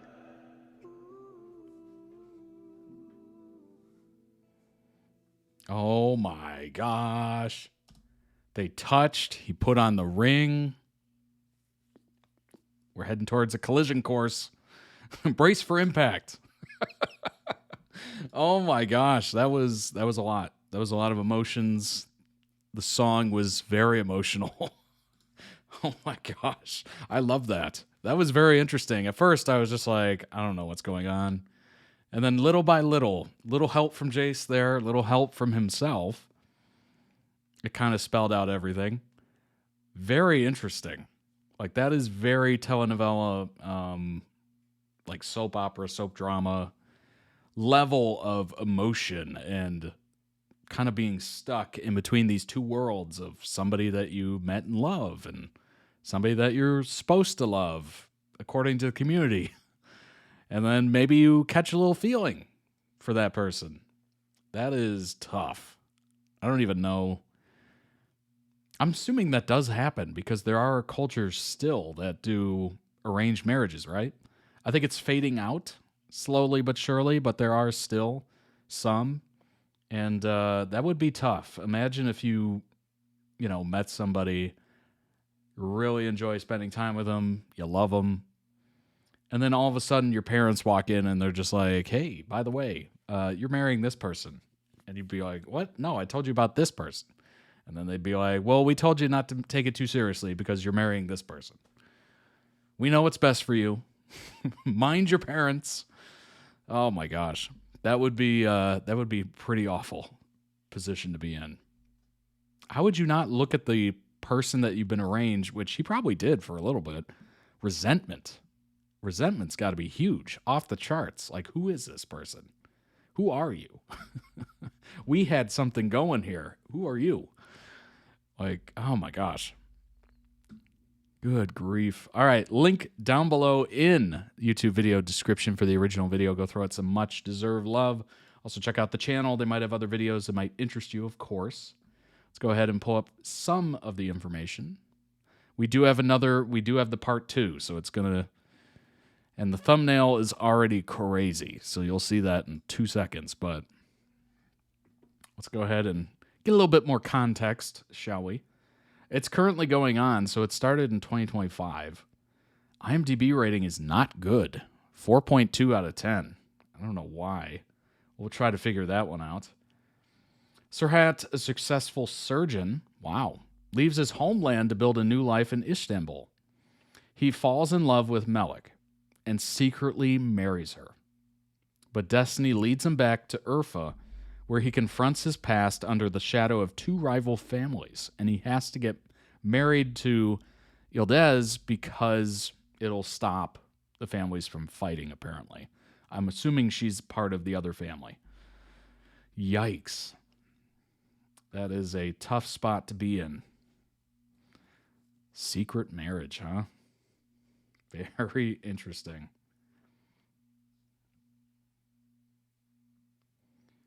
Why is there so many 1 stars? Disgusting. How can you marry someone and then do that to her?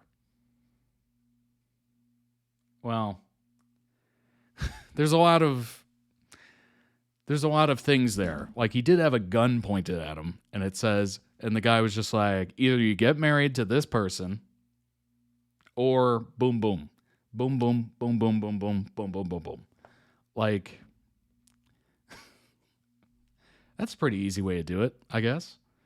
How can you marry someone, then do that to her? Well, at the barrel point of a gun. We've had enough of Melek promoting violence and toxic relationships. Series seems to normalize violence and enforce strict ideas of monogamy. Well, okay. The show is about rival families who are probably not on the up and up of moral standards. So for them, yeah, violence probably is the answer. It is the ultimate answer for a lot of their questions. Like, what? How about a little context? Like, it's not saying we should all do this. Like, hey, you're going to get married to that person. Like, that's probably normal for them. Not normal to the rest of us. So I don't think it promotes it or normalizes it. Like, nobody's watching that and going, oh my gosh, I should have done that. I should do that more often. Oh my gosh. Crazy.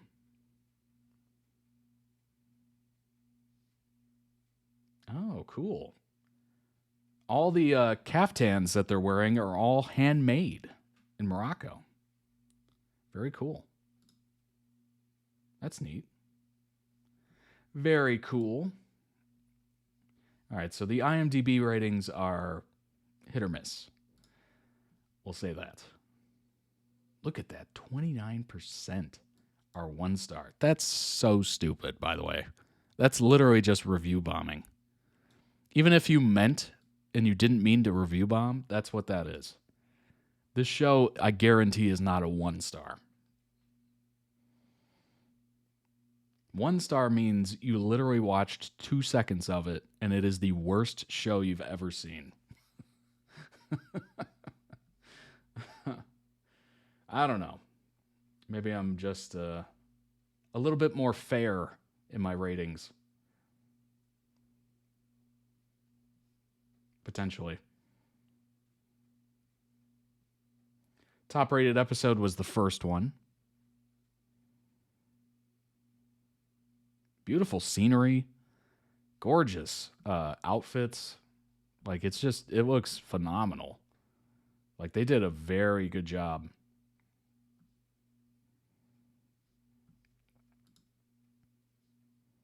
Oh, you have to sign in to access the reviews? IMDb, seriously?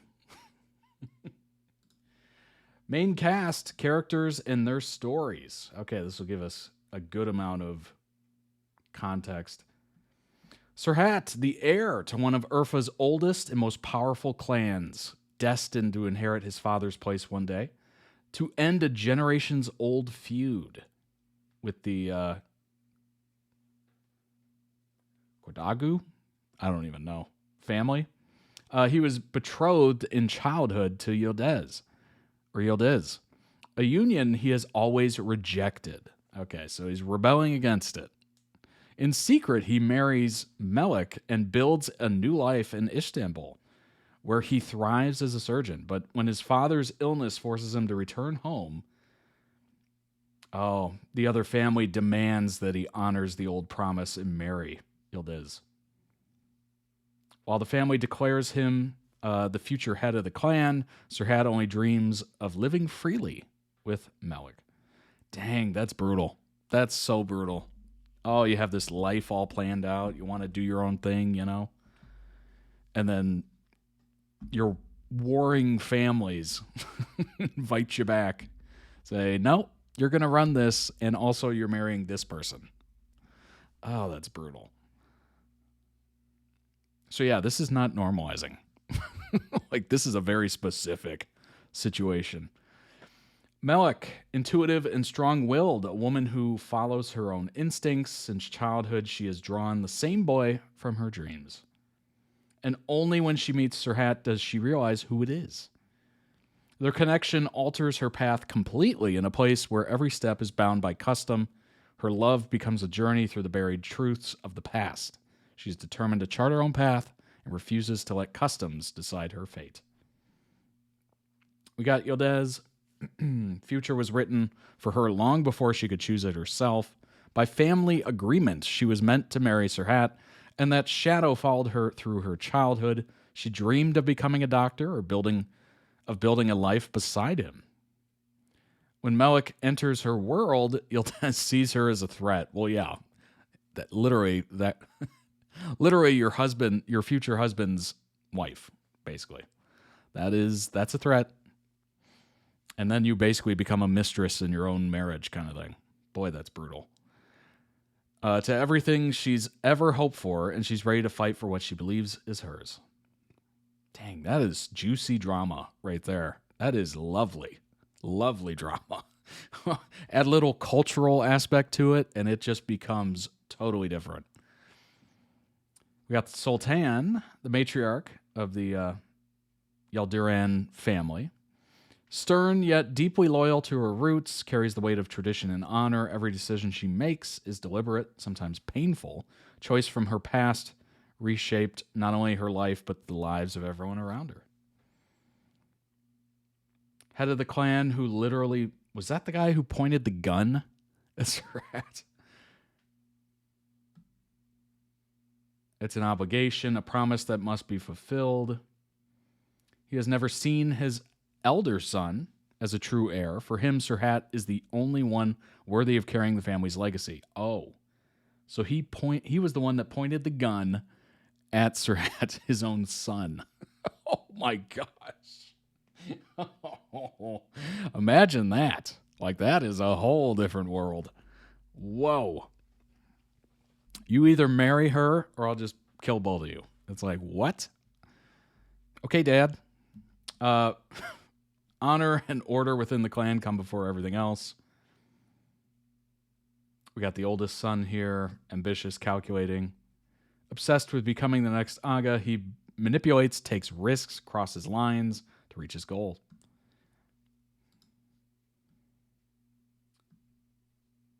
The actor talks Halef, I think. Inside Serhat's journey. Said, I see Serhat's journey as one about not using his strength. He has a family, he has roots, but he also has a love. And he's constantly trying to find a balance between those three.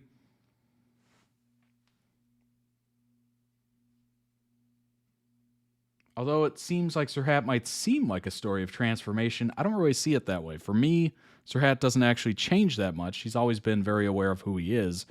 Even after moving from Urfa to Istanbul and choosing a completely different kind of life, he's always known what might eventually come his way. He just wants to escape for as long as he can. But at some point, we see that what he's been running from finally catches up to him.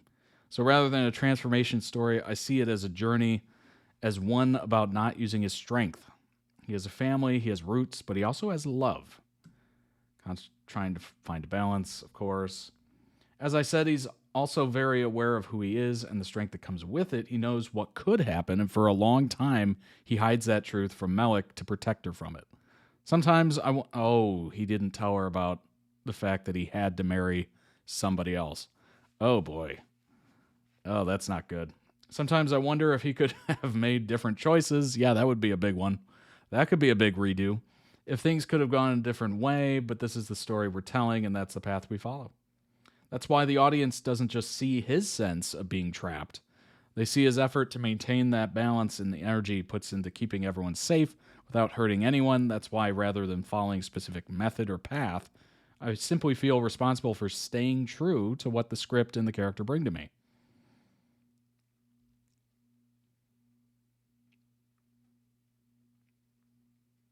Balance between the two women is really the balance within Serhat's own life.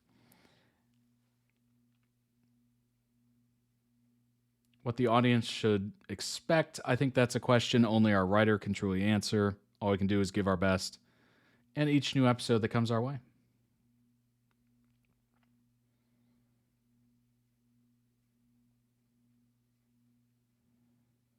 Basically says the chemistry is great between all of them.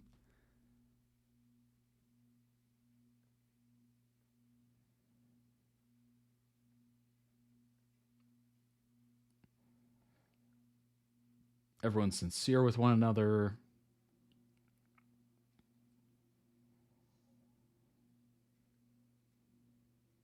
Of course, there will always be series about tribes, and there will always be love stories. I say this all the time. I'm not someone who's against cliches, because if you look closely, almost every story comes from something timeless. For example, the dynamic between the families, in a way, a Romeo and Juliet story, the Capulets. Yep, very true.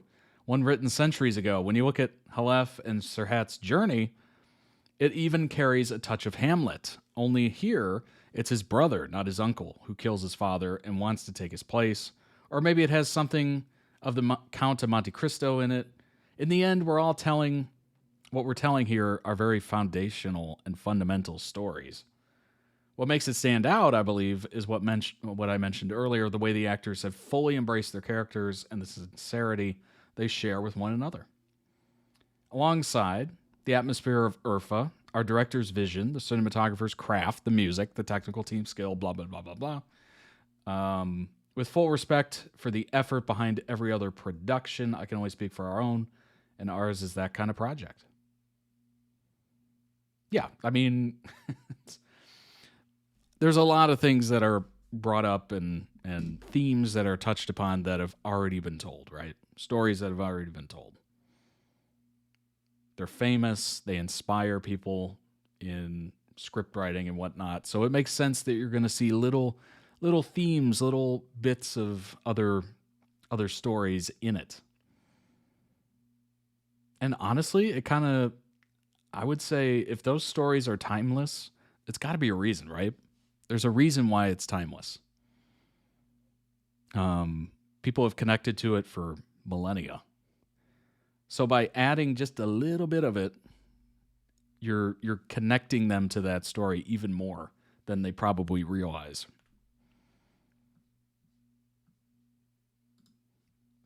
All right, let's go ahead and jump in the other one. Then we will finish the links after that. This is Serhat and Yildiz. They call it Fate Part 2. You're about to see this thumbnail. It is wild. It is absolutely wild. Oh, boy. Oh, boy.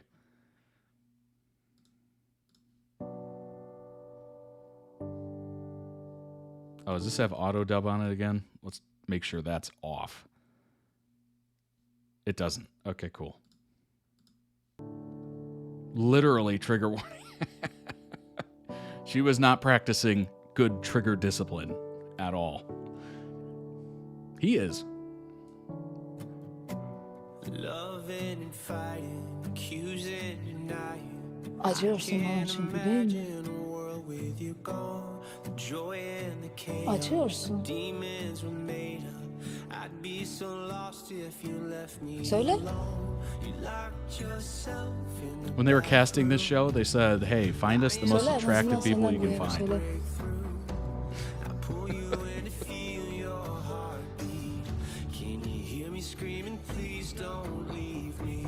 Sana çok acıyorum.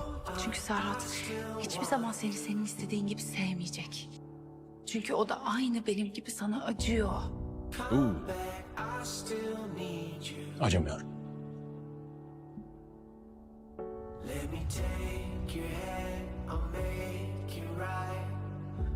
Nasılmış Howell?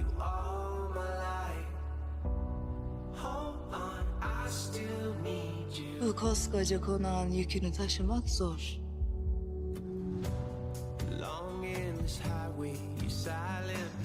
Çok zor değil mi? Nope. Kim bilir, bugün bu eller bizim için, ailesi için neler yaptı, nelere katlandı, ne bedeller ödedi. It is actually a... What's up, Newcastle fan? It is actually a compilation of Sam Reed and Jacob, the actors who play the characters. A little compilation of them. Is the first name Jacob? I can't even remember. Louis' first name.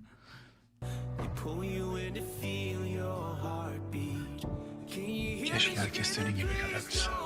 Suçum yok, hiçbir şey bilmiyordum. Çekil yana!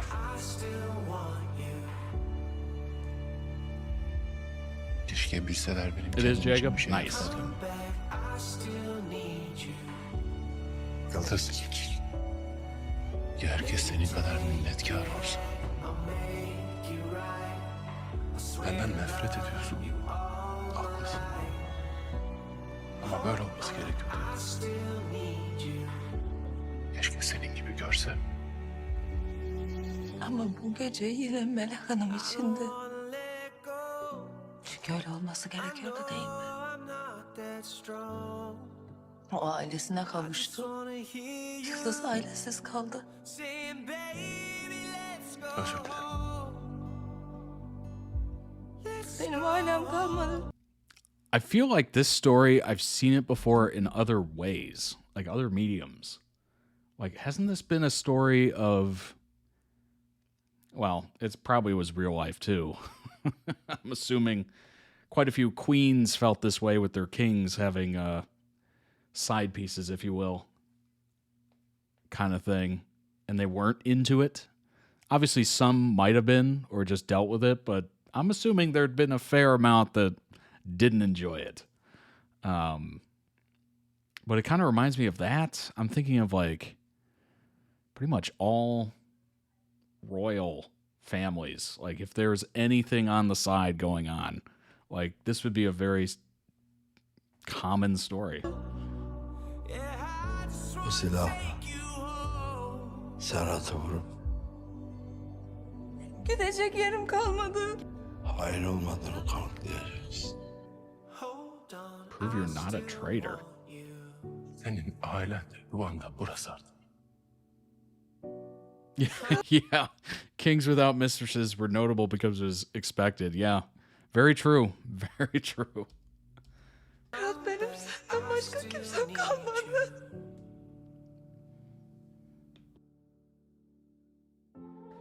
Dur orada yaklaşma. Oh. Yaklaşma.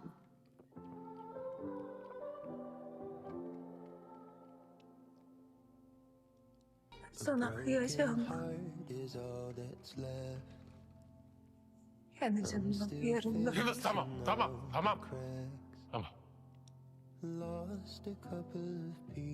Senin ölümü bunların hiçbirine çözüm değil biliyorum değil mi? Ha?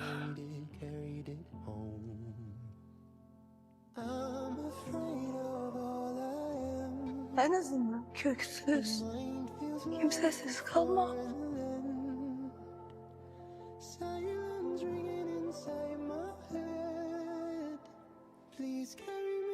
En azından yaşarken sana hasret kalmam.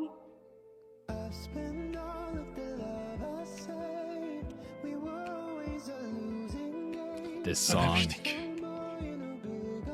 Buralarda ölüm neye çare olmuş ki bana olsun. Hatırladın mı?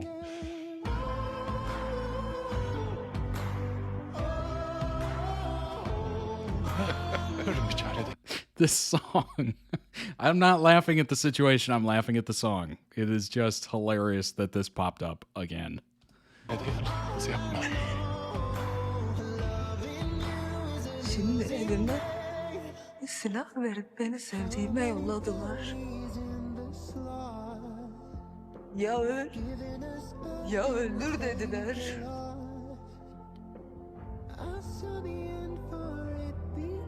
Kimim ki? Ben neyim ki? Sakın. Hayallerimi aldınız. Umutlarımı aldınız. Her şeyimi aldınız. Hayır.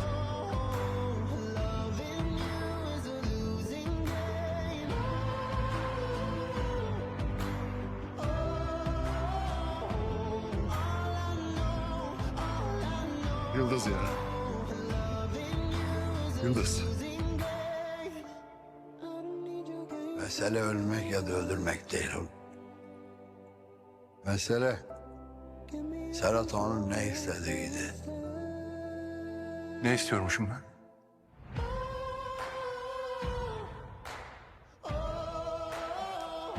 Ooh. But let's go back to that previous scene. What was that? She got shot. Are we just going to gloss over that? What was that?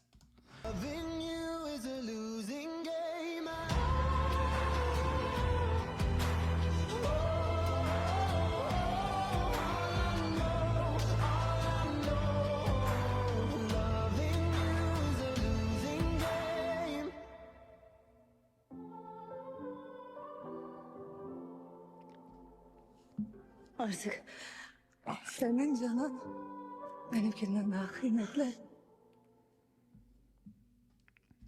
Oh my gosh.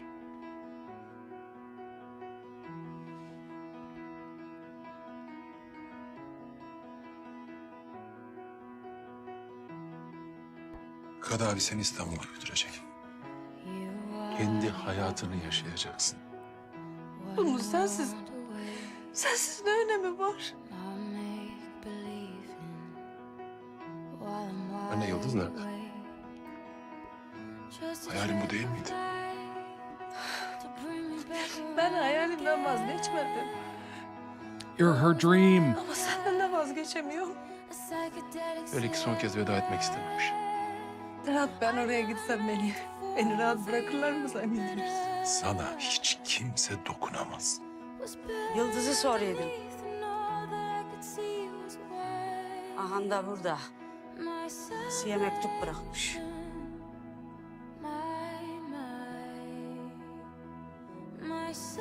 Yıldız.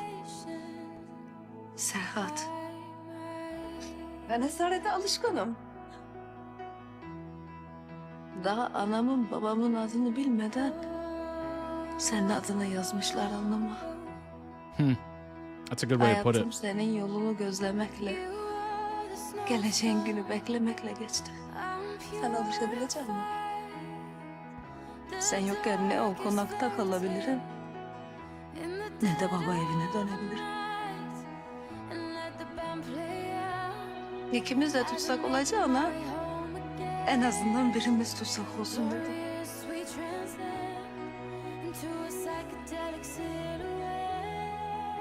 Başka çarem yok. Artık umut yok. Ben kabullendim. Ve sen de kabullendin. I am firmly in Vereceğimi this. düşünüyorsan sen Yıldız'ı hiç tanımamışsın. I am invested.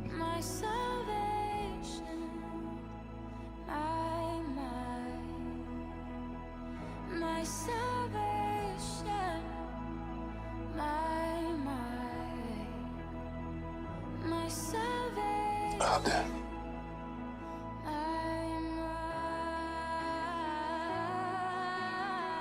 Ben bunu hep senden duymayı hayal ettim.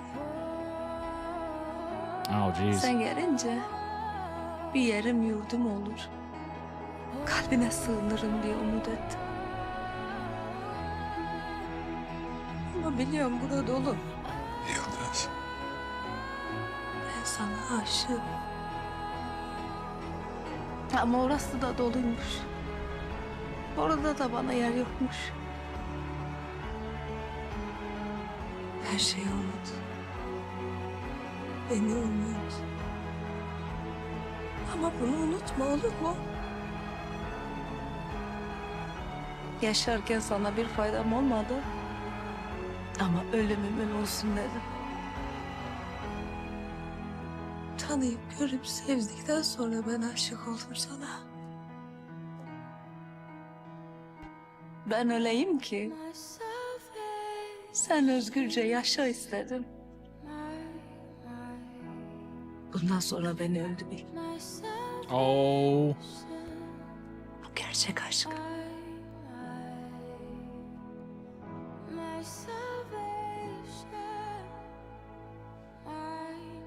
Oh my. Yıldız.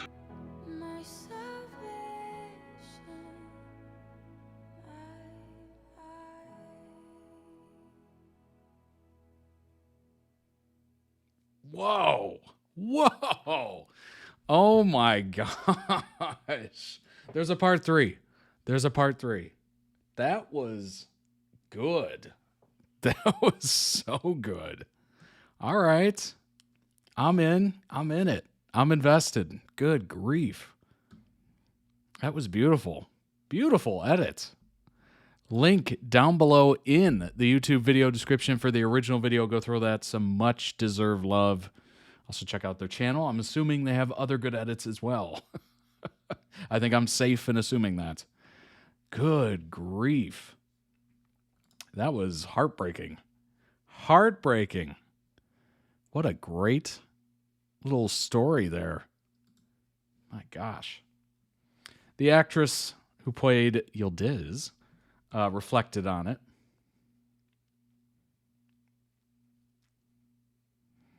Yildiz is someone who never gives up on her dreams. She has a life she wants to live, and she truly believes she deserves it. She looks at things through the perspective of everything is fair if it gets me closer to what I want. What really struck me is her drive, that belief that one day she'll truly feel she's living the life she's always imagined, the life she deserves. Because she never gives up, she breaks down at times, she always finds a way to stand up again. She holds on to her hope, big word there, big word, and dreams, and never lets go of her joy of life. What touches me most is that even after everything she's been through, she still holds on to the hopes and dreams. At the beginning of the series, we see the anger towards Serhat, but underneath it, there's still love and passion. The actress says, Yildiz dealt with everything on her own in Serhat's absence, so she's the one who grew up under the weight of broken promises and constant pressure. That's why at the start of the story, she's the woman who finally says, I've had enough. Was she angry with Serhat? She was hurt by the fact that he refused to face reality, that he never took responsibility for anything, and on top of that, he came his sudden marriage, secret marriage, which turned everything upside down. Still, there's a place between them where they generally support each other and they do it with kindness. In the end, they share the same fate, and the more that bond pulls them together, the stronger their passion becomes. How do you think their relationship will evolve? Both of them have become each other's weakness. Because of that, their relationship will sometimes pull them closer, sometimes push them apart. Otherwise, we wouldn't be able to keep the audience curious. Yeah, if it was all roses, I mean, the end. Don't renew. In Halef, no relationship follows a linear line. Anything can happen at any moment. Obviously, I mean, that's just TV 101, right? Connection between the two is constantly shaped by how shifting dynamics, sometimes for better, sometimes for worse. But what I can say is that there are plenty of intense and exciting episodes waiting.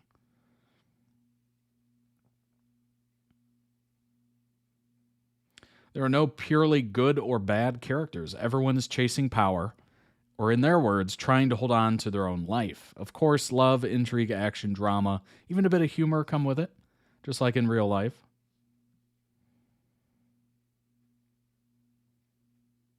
As you know, Turkish series today reach many countries and regions. True. They're loved all around the world. To be honest, I think that the connection has already started. Everything we receive from our viewers and fans mean the world to us. Getting such wonderful feedback from different parts of the world this early on makes us incredibly happy. Also gives us more motivation to stay fully committed to our craft. Nice.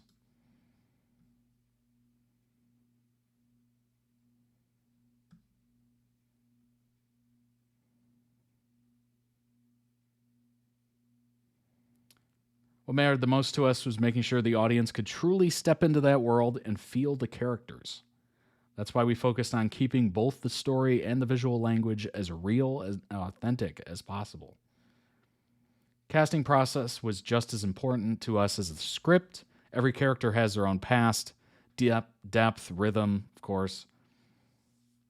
Went through quite a long preparation process with rehearsals, script readings, detailed character work. Our goal wasn't just for the actors to play their parts, but truly to live in the world. From the very beginning, our main goal in casting was to help the audience form a strong bond with the characters.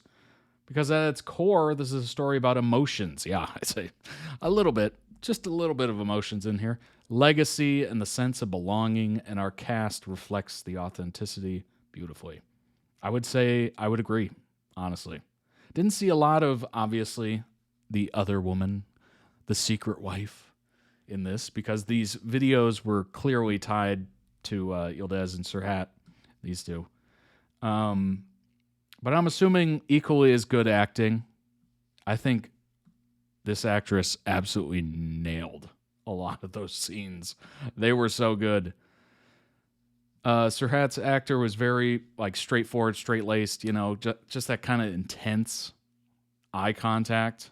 Nailed that for sure. But with her character, she, you know, a lot of big emotions, a lot of tears, a lot of pleading, you know, almost begging in a way. Like, that's a lot of emotion you got to convey, and I think she did a beautiful job. Beautiful job. I'm sure the other actress is just as great.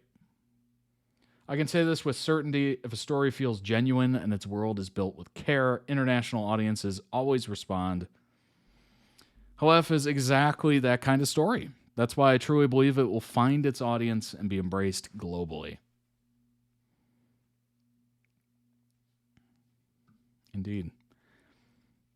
6 months ago, this was a Reddit post for Turkish TV serials. Anyone watching the show? I know this is going to be a controversial topic. Is it? Does anyone watch it? What are your thoughts? Somebody said, I'm loving it, mainly because of Asir. I love that guy's charisma, and I don't want to see him inferior to Serhat.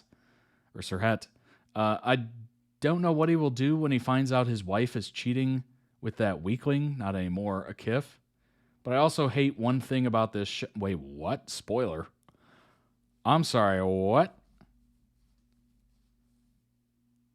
What happened? Oh my gosh. What? But I also hate one thing about this show and other Turkish shows as well, how the characters know each other's secrets and would not reveal them the first chance they get when it's actually going to help them. I like Serhat and Yildiz, but more than that, I like the duo rivalry of Asir and Serhat. Interesting. Good show sometimes strays a bit off balance, but overall watchable. It's really addicting even though the story is bad. Really? I would not say the story is bad, rather the actors, especially the male lead, is not convincing enough. To be honest, even the guy playing Asir is doing a better job right now, and Yildiz as well. But the other two leads are like ...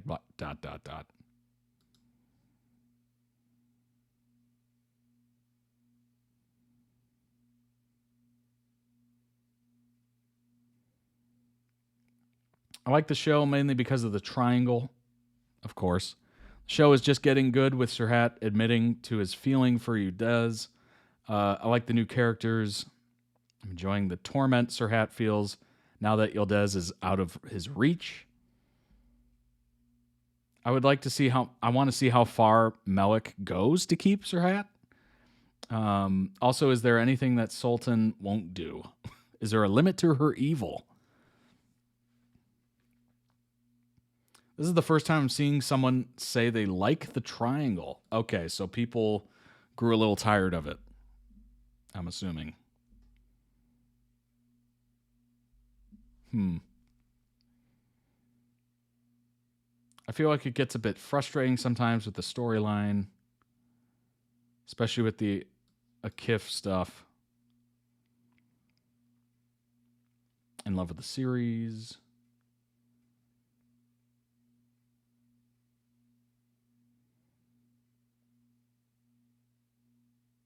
Interesting.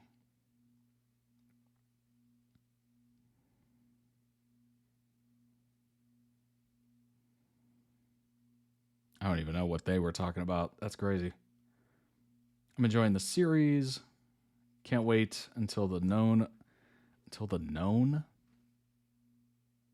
What? Okay. Some of these are better than others.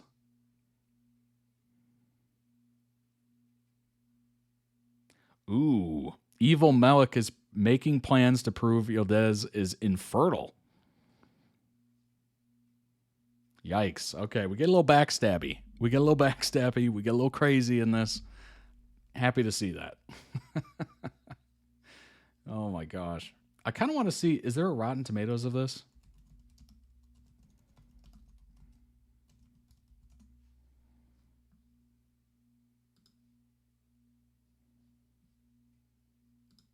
That is a movie. I don't even know what that is. I don't think there is, right? Darn.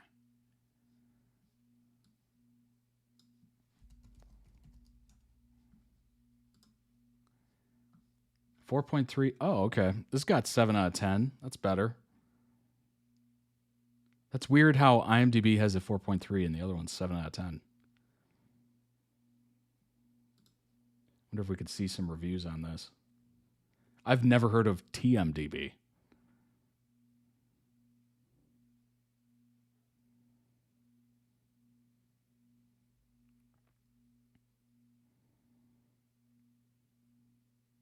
Doesn't look like we're going to get it.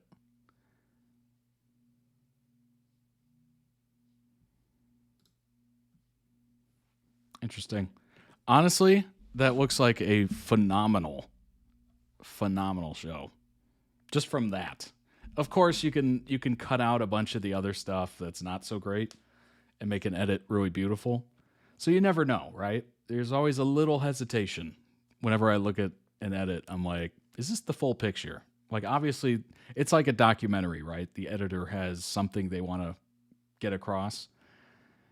So you always have to look at it with, like, a grain of salt.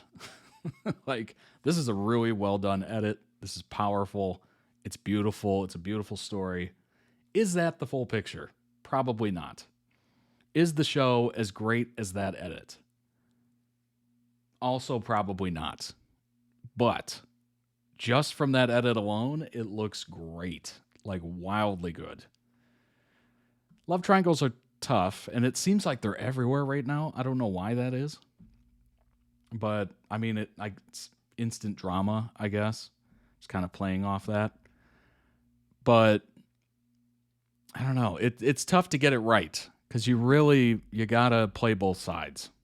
And obviously the audience will pick a favorite, right? And then people will start clamoring, like, why are we doing this? This is getting old. Because they've already chosen a side. They've already said, okay, this person gets it. This person, get rid of them. It's tough. It's really tough. I think it would be almost impossible to somehow have a love triangle where both, like, all the people involved are all equally liked. And it's just, there's no choice. Like, it's just like, all right, you guys are a throuple. I think that would be almost impossible because most people are a little judgmental in their, like, okay, this person's clearly better than that one for that person specifically. It's tough. Limited English info. That makes sense. Very interesting storyline. I like the cultural elements. Kind of adds a different layer to it. Very, very interesting. All right. Let's go ahead and shift gears dramatically. Dramatic shifting here. This is Jam Reiderson compilation, a.k.a. Sam Reed and Jacob Anderson from Interview with the Vampire. Nice little compilation. Let's go ahead and make that full screen. Here we go. And then after this, we got Dan Howell losing it for 15 minutes. Hi, we're Jam Reiderson, and we're from Anne Rice's Interview with the Vampire. And we're playing Trivia Night. TV Insider's Trivia Night. It's been the greatest partnership, creative partnership in my life. No, I'm not joking. Nice. It really has. No, I'd agree, actually. It's the greatest gift I've ever been given, really. And then, of course, this guy. Oh, yeah. So, yeah. I'm not going to sugarcoat it. They're best friends. They really are. It's really precious. So what? Look at Jacob's face. They are. Are you best friends, Sam? Yeah. They are. I have to say, I have to throw in, I have 2 sons.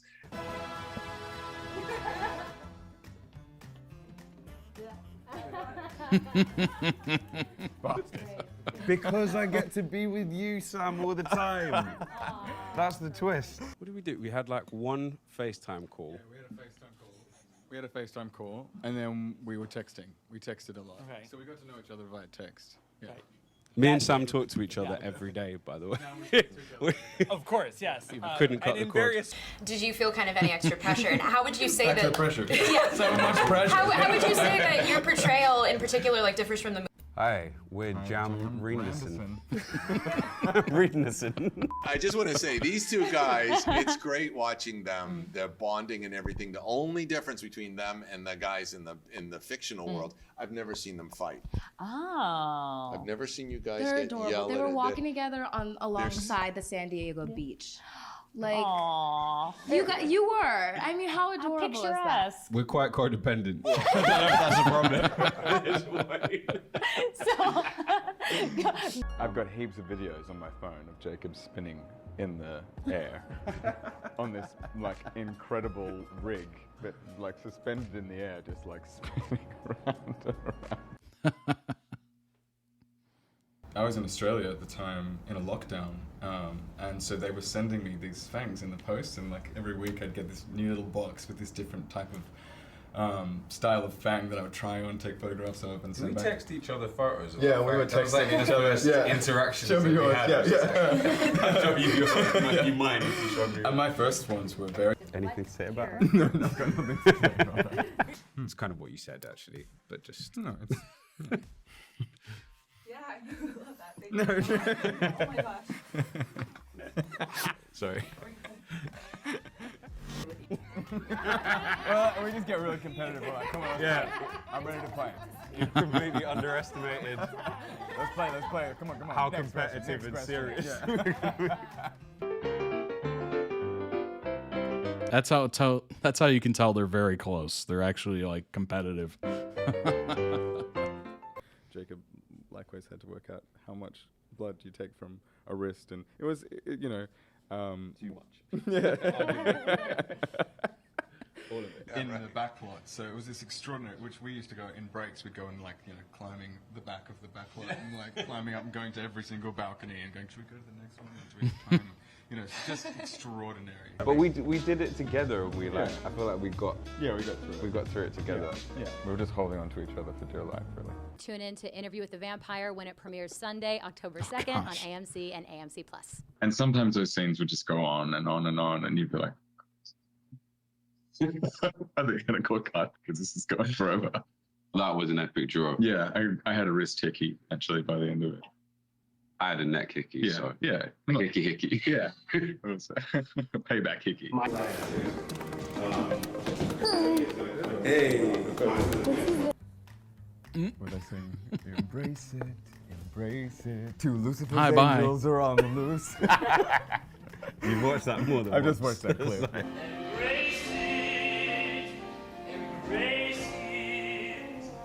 So God help us to see it through. Lucifer's angels are on the loose. You are a lonely vampire, and you fire up Vampire Bumble, and you start swiping through. Oh gosh. What fictional vampire would each of you select to be your eternal companion? Oh, singing from the musical, nice. The Count. The count? That's a really good one. Yeah.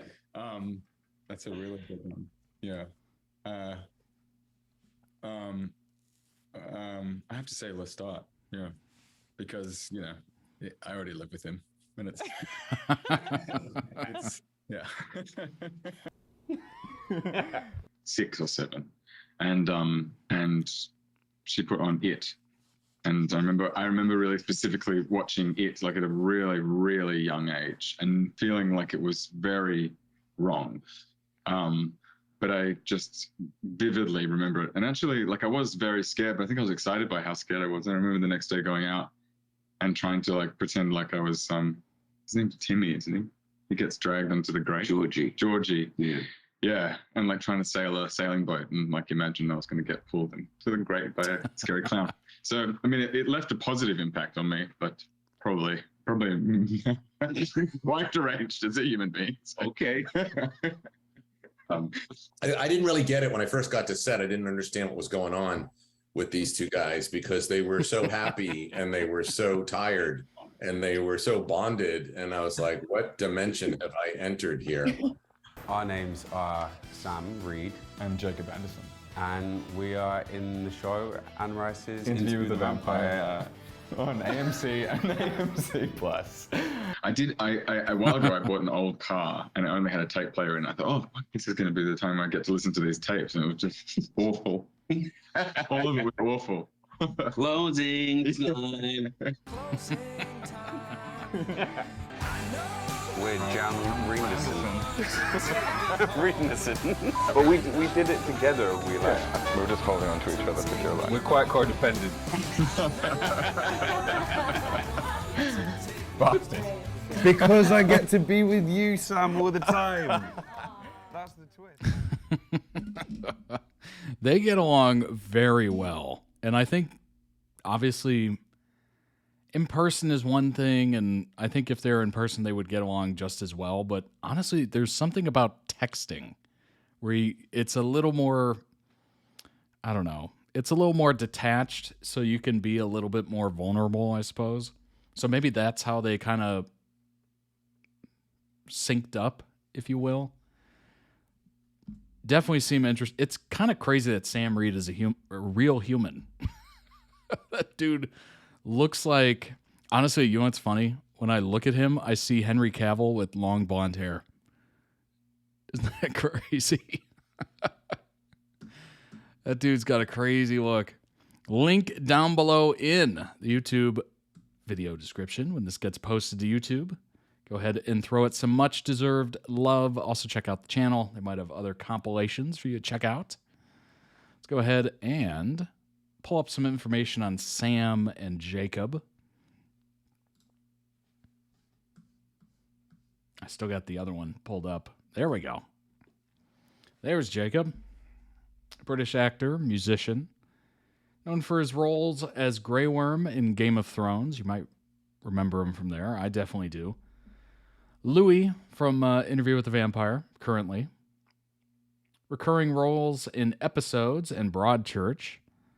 13th series of the revival of Doctor Who as well. He's done some musical work. Interesting. Actor, singer, songwriter, and rapper.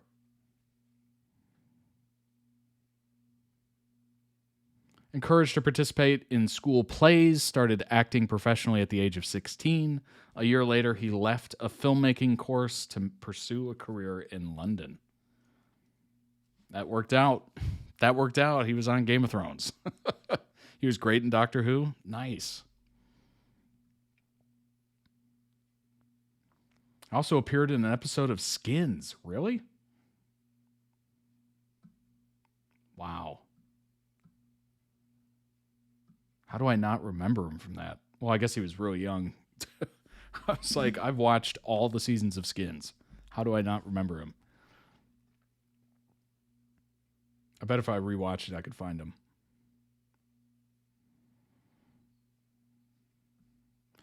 Sam Reed, of course, as well. Australian actor, best known for Lestat. Received a Critics' Choice Television Award nomination. Received 4 AACTA Award nominations for leading roles in The Newsreader and Lambs of God, which sounds weirdly specific and familiar. Also played John in Belle and Hugo in The Riot Club. What is Lambs of God? That sounds so familiar. Oh, it's a novel. Gotcha.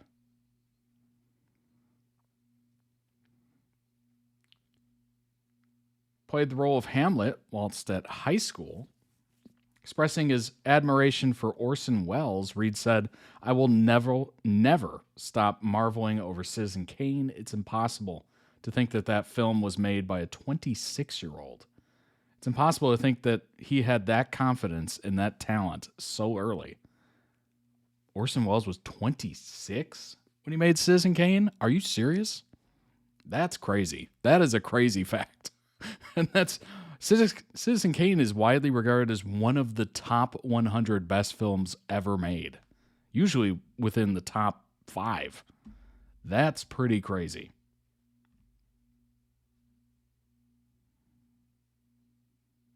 Directed and produced at 26 and co-written.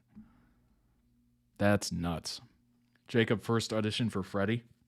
Oh, Freddy. Yeah. Later cast in season 6. Okay. Interesting.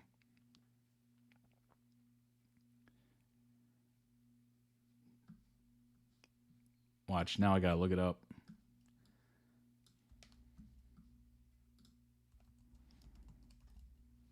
Let me go ahead and take that off screen real quick. I don't know what's going to pop up. That show was pretty wild.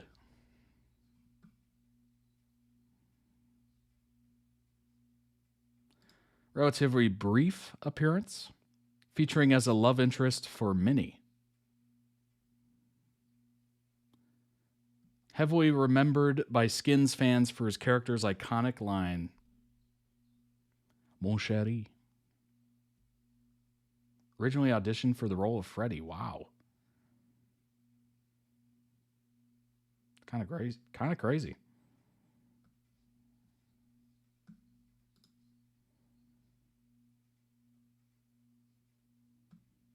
Oh, I don't.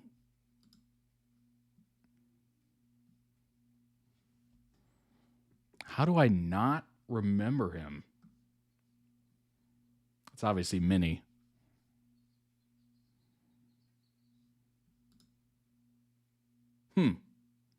That's crazy. That's a young Jacob right there. That is a young Jacob. Wow. That's kind of nuts. Wow. All right. Bring it back. Drop the audition clip in the mod chat? No.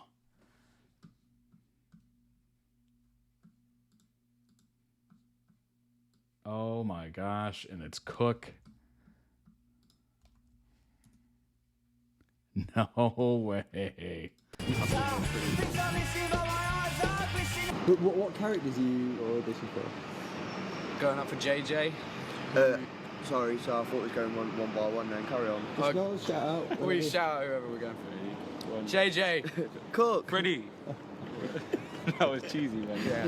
Cheesy. Do you mind if I take this? Sorry, sorry, man. That's all right. Cheers. Sorry. Rude, man. You should see his ink. His body ink. It's sick. I love his body ink. Can we film your shoes? Because I do. That's so nuts. That's so crazy. Now everybody knows him from Sinners, Jack O'Connell. And I'm like, no, that's Cook. Get it right. That's Cook. Oh, man. Jacob Anderson, Sam Reed, and others talking about Jam Reiderson. Here's a compilation of bits.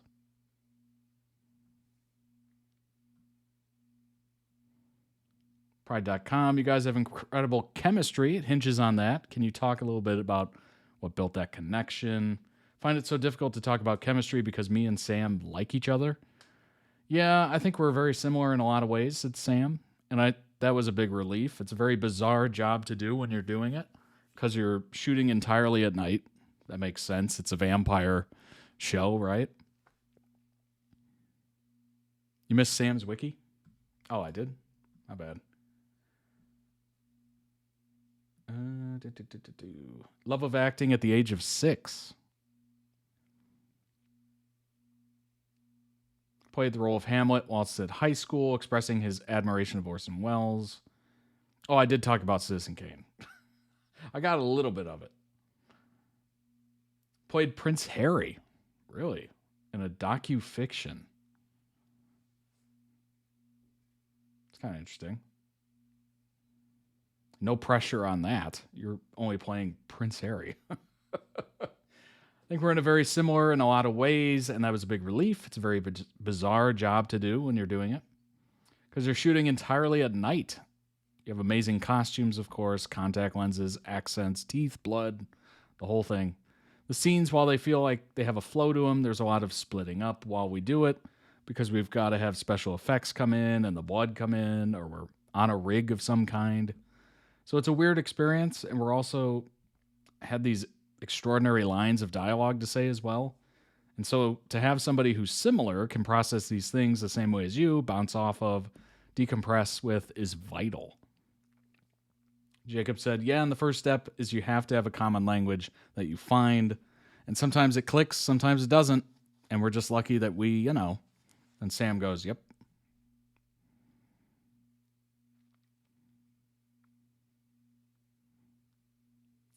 Yeah, that's got to help for sure. Very, very sure.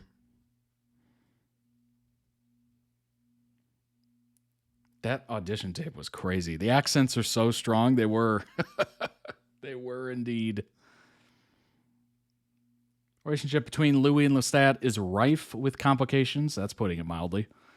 But at its core, there's obviously a real connection there. What was it like crafting this tumultuous relationship on screen with Sam?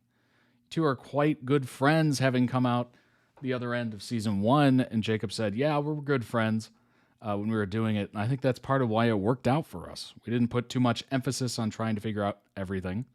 The scripts are so beautiful. The writing is so dense and so full of life and detail that you don't need to discuss it much.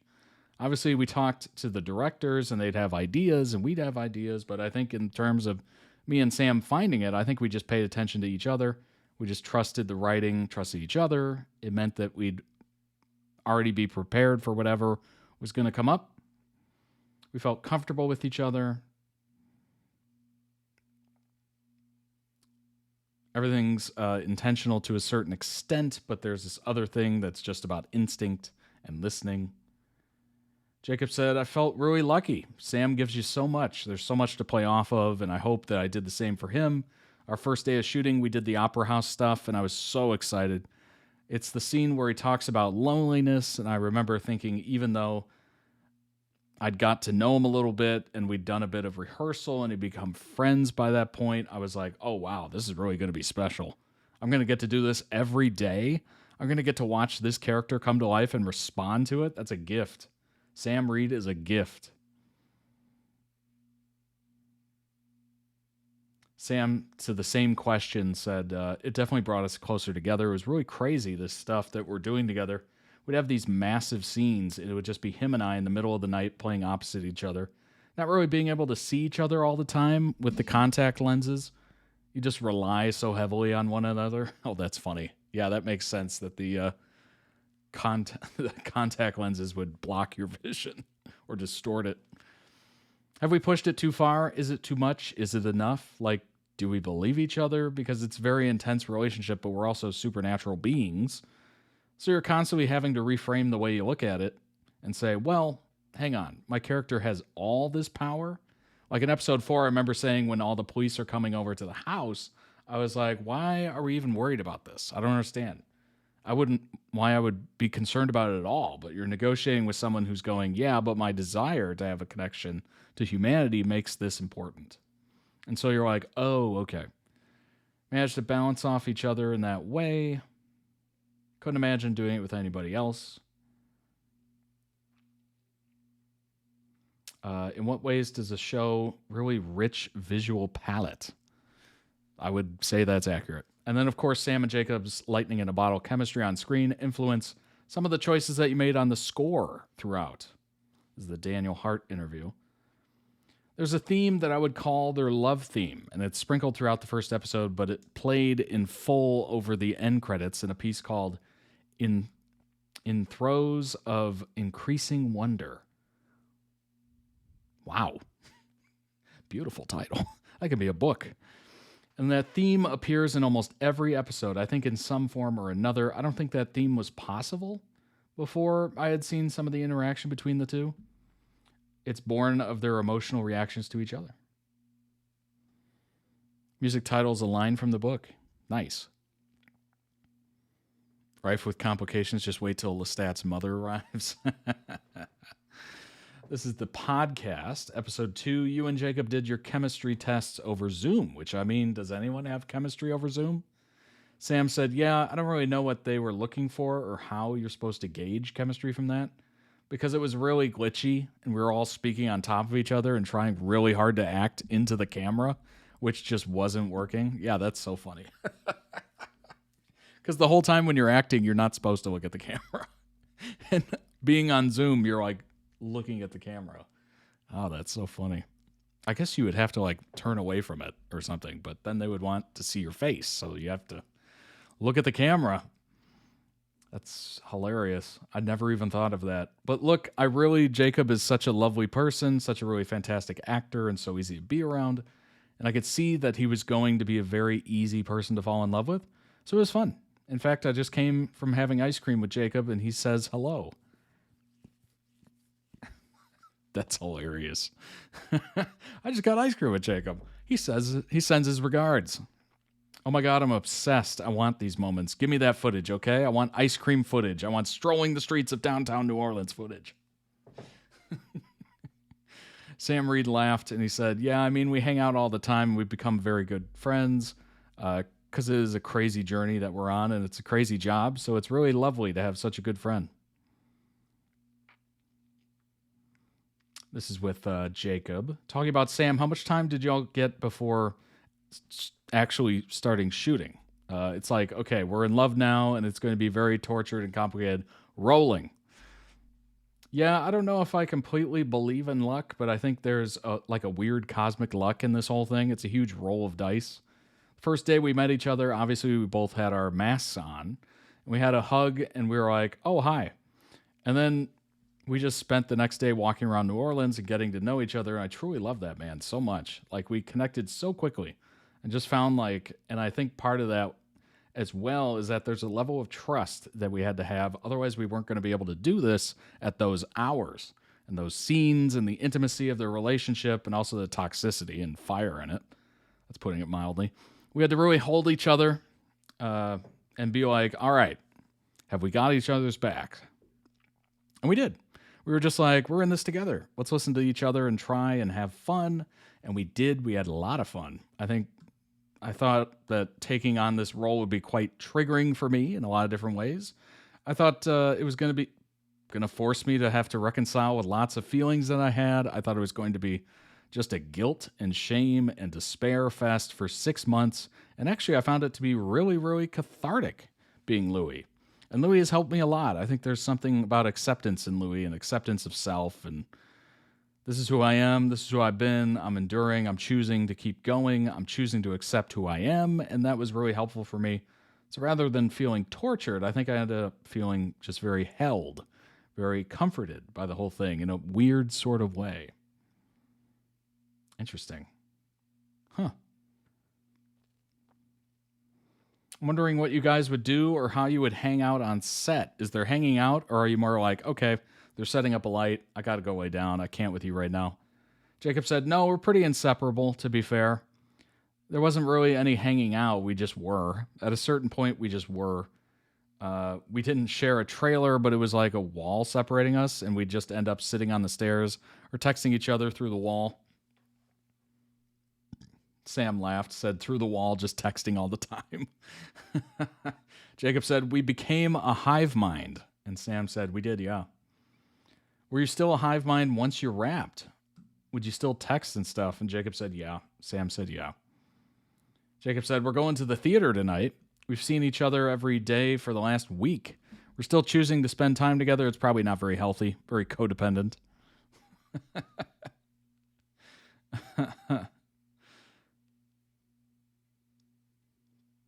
That's so funny. That is so funny. Oh my gosh.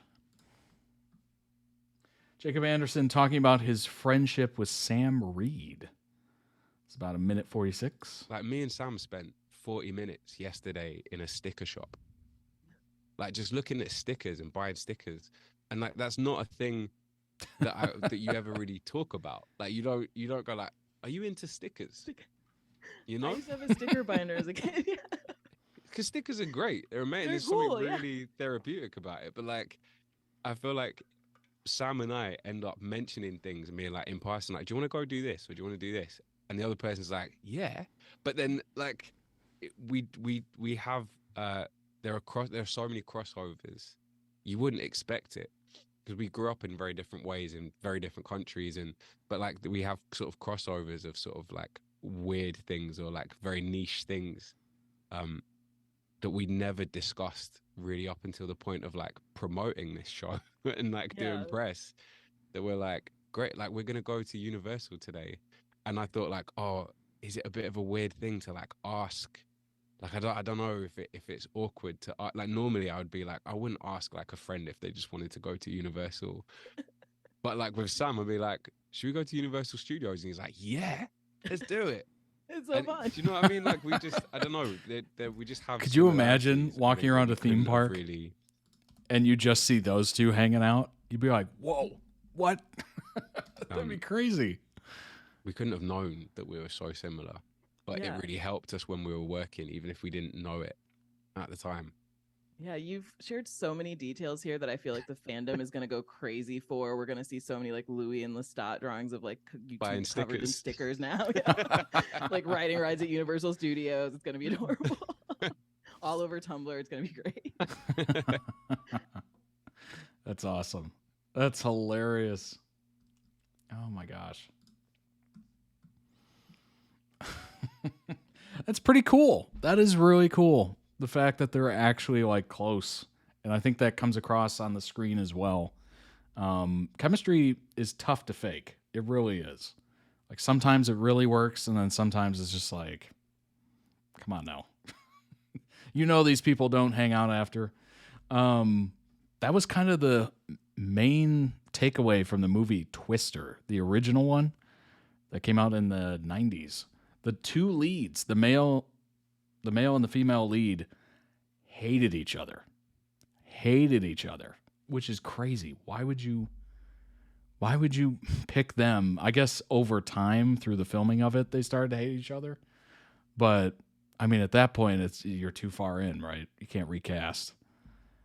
But I'm sure the casting director or whatever was just like, whoa, pick the wrong ones for this one. I mean, they worked out beautifully. You can't really tell anything in the movie that they hate each other, but boy, like they were literally in a like promotional content for that movie, and they were doing it on different days, and they were just splicing it together. Isn't that crazy?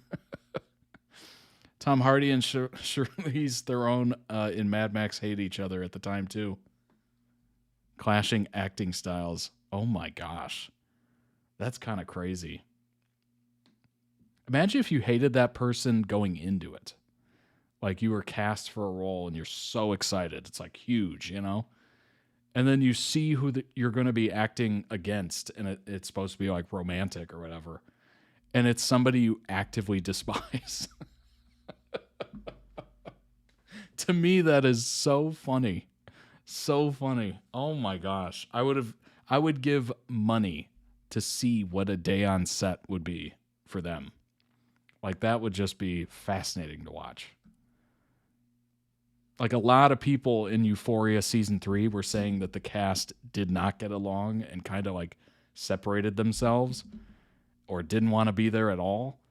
So I'm assuming the cast, I'm assuming they either like split up the scenes or something like that, or it was like popcorn watching if you're part of the crew. Like, oh, did you see that? Oh, did you see that? Oh, did you see that? That would be so fun to watch. Terrible to be in. Like, I would hate to be like part of that. But if I was just a member of the crew standing in the back, I would love it. Love it. It's like reality TV, but real TV. Oh my gosh. All right, let's jump into the next one. It's the last one. Next and last, apparently. Dan Howell losing it for 15 minutes straight. I don't know exactly what kind of losing it we're talking about here. Is this like a good losing it? Is this like hilarious, or is it just angry or annoyed? I'm not sure, but the thumbnail paints a picture. What's up, Idle Sounds? Thumbnail does paint a picture, doesn't it?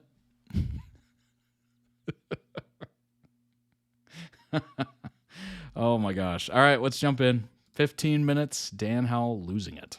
That I'm very loud. Yeah. I get emotionally stimulated. I was wondering why I got ringing in just this ear, and I think I know why. New Year's resolution on Yeah. NFL games. Just don't Turn scream. down the volume. So in this game, this is an exercise in meditation. It may seem stressful. We Yeah. may get a noise. Oh, but no. I will try. Appreciate not you to being be here loud. starry-eyed. Oh no. It's fine. Why are you all screaming? Shut up.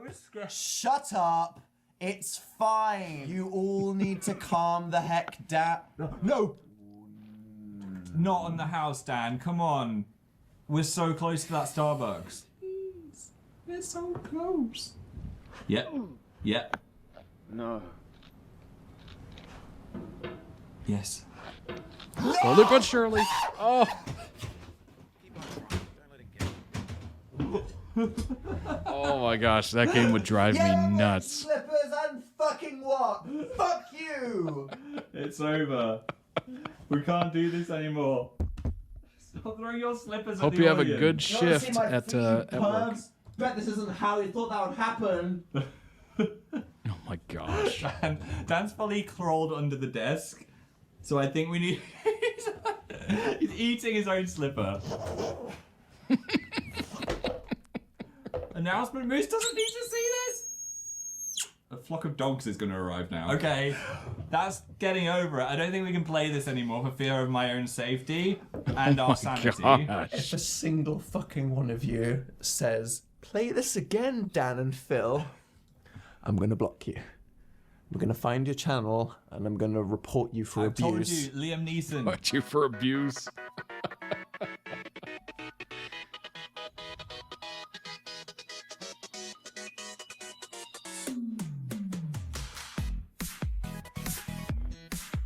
Oh, you're allowed to beat each other up as well. So Many things and quiet is not one of them. Indeed. You know what I mean? Shut up! Oh, Jesus. Sophie, you rushed in there. That was close. You would have lost the whole game for all of us. We'd have been dead in the fire. Shut the f up! Is your hand on the table? I did not put it down. I just I remember watching that. It was so funny. should have sent.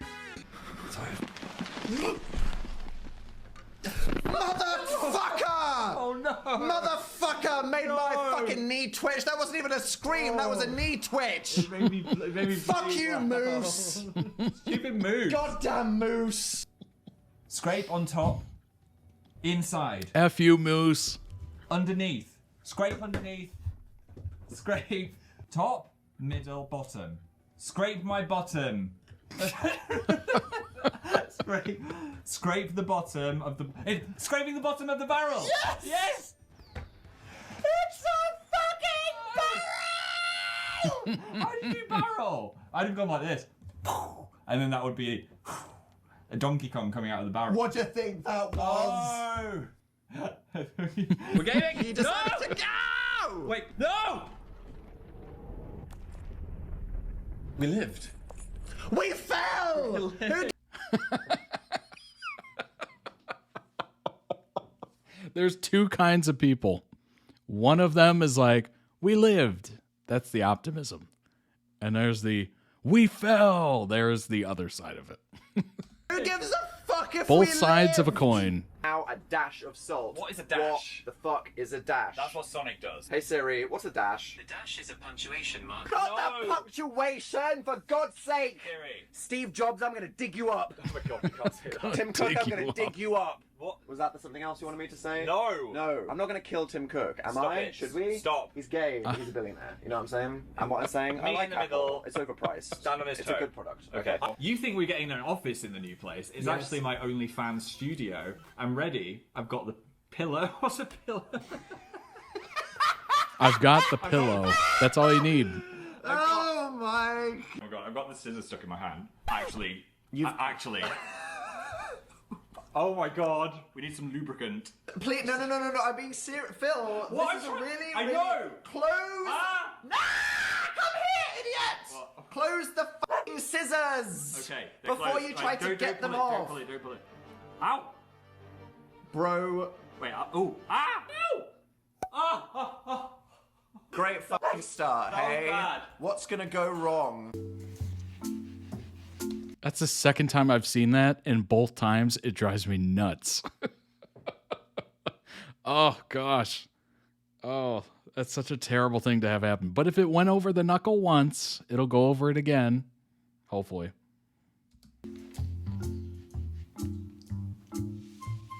21. You're an idiot. 11. 18, 19. I'm sorry.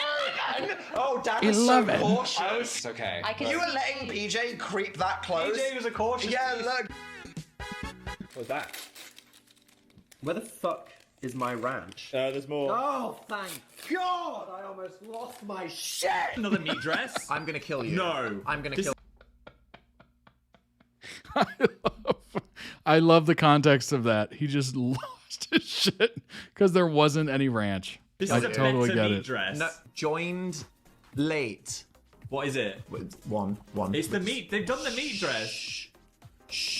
I can't Wow, that believe was impressive. Learn to spell! You turn up late with your Robux from Daddy's... No. Slap the camera. Wait. You came last. I'm gonna Oh, dox that's you. brutal. I'm gonna find you. No. I'm gonna fuck. Okay. Oh, Beanie, Smeb. Dan, they're 7-year-old Deluxe girls. Rose, Name It Every Day, Oath, Love TY, Fatal Toxin, Biscuit Queen. I'm gonna break your biscuits. I'm gonna crumble your biscuits into my tea, and I'm just gonna drop the tea on the floor. He becomes What even does more this tell you British when about he people? screams in That taste is objective, Maybe they're vegan. and no matter how hard you work, no one will appreciate you because life is just about the privilege that you get born with. I think you were born this way. I live for the applause, and I did not get it. All right. Yes. I think Lady Gaga said that one time. Fuck my. You're what? It's gonna enter my female exit.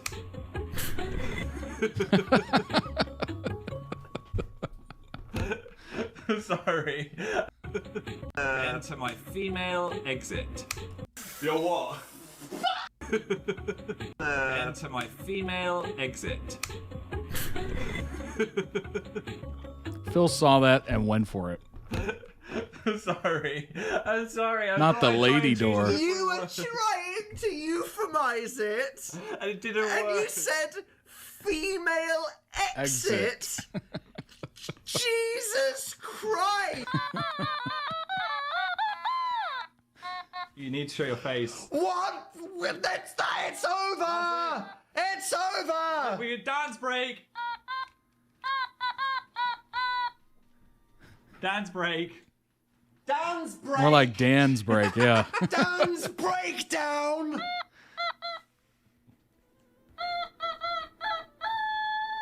Everyday sunshine, yeah? Fuck my ass! That was the single worst experience of my entire life! Tiny. Scoop it in. Scoop it in. Scoop it in. Done. Nope. Well, that's your fault! Don't help That's me. your fault! I said tiny. Scoop it in! Shut up! I said tiny. Shut your Scoop it in. Come on. What you got? Misandry. What you got? Oh no. Last! Last! These people put on one dress. Yeah. You can't even see the shoes. I know. What's the accessory? We chose multiple items of clothing, hair. I've taken the safety guard off. I'm going to tidy up the back now. Here we go. Do you want a straight line? Jaggies? What do you want? Jackie. What is a jaggy? Straight line, please. Oh no. That's not straight. I've done a jaggy. Yeah. I love that. Straight line or jaggies. What? Okay. In his I don't know what How he's is gonna that do. even an option? In his spare time, Dan likes playing with his Butt plug. Butt plug. Did I hear that? Butt plug. Oh, what my the fuck God. is wrong with you? As if that was the first thing. Oh no. I'm not. Thanks for that.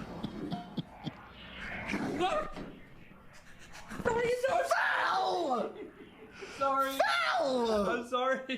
That's the game. I hope you followed that as much as. No! Fucking that one won. She won. That was one of the worst She won. What are you people? Where's the chat? No, Where's don't the chat? blame Where's him. the You're gonna chat? get Where's the banned. chat? Let's see where we got. You have no taste. We came sixth.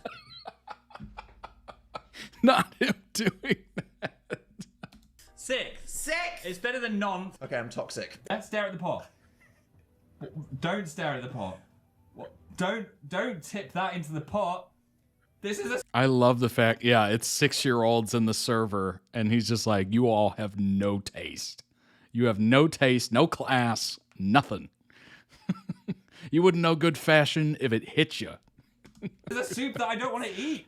Oh, I burnt my hand. Don't burn your hand in the pot. Don't put your hand in a hot pot. Don't I love look at a how hot Phil pot. was instantly like, don't, you'll get banned. Don't do it. Don't. No! I watched pot never boils. Oh! The object was a fucking pot. Oh, so you can't watch the pot because then it doesn't boil. Sorry. At this point, I'm so screwed. The only choice is extreme violence. No, my child. Oh my god! I literally did that It's a over. couple weeks ago. 3, 2, 1. No!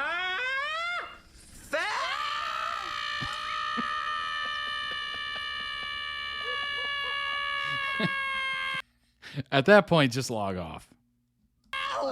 We could have made it to the box. I have so much momentum. Did you change your mind No, in the air? I just was. It was so thin. It was like It a was. line. It wasn't. I had acres. It was an eyelash length. It was an eye. No.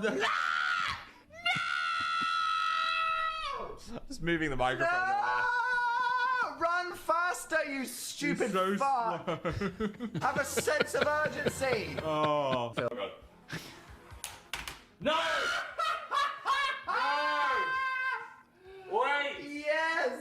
Wait! I get 5 points, my dude. That's it.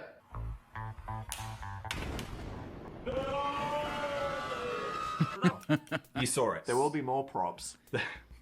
Will there? So, I don't know why I said it like that.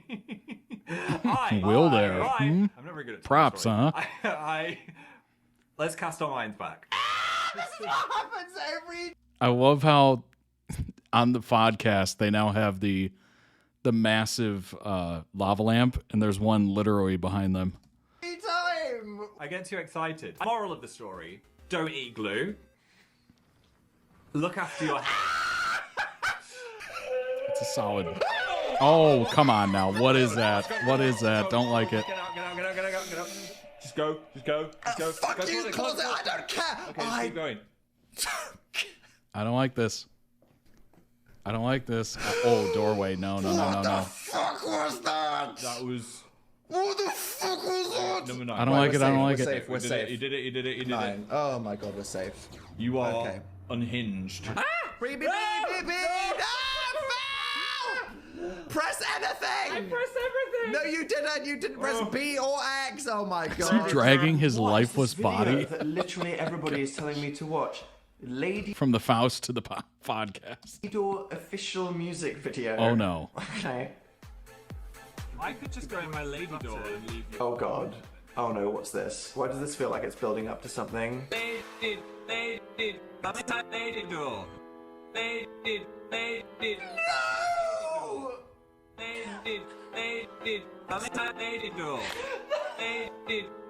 Oh god! Why does it sound like there's gonna be a beat drop? Don't do this to me. Yep.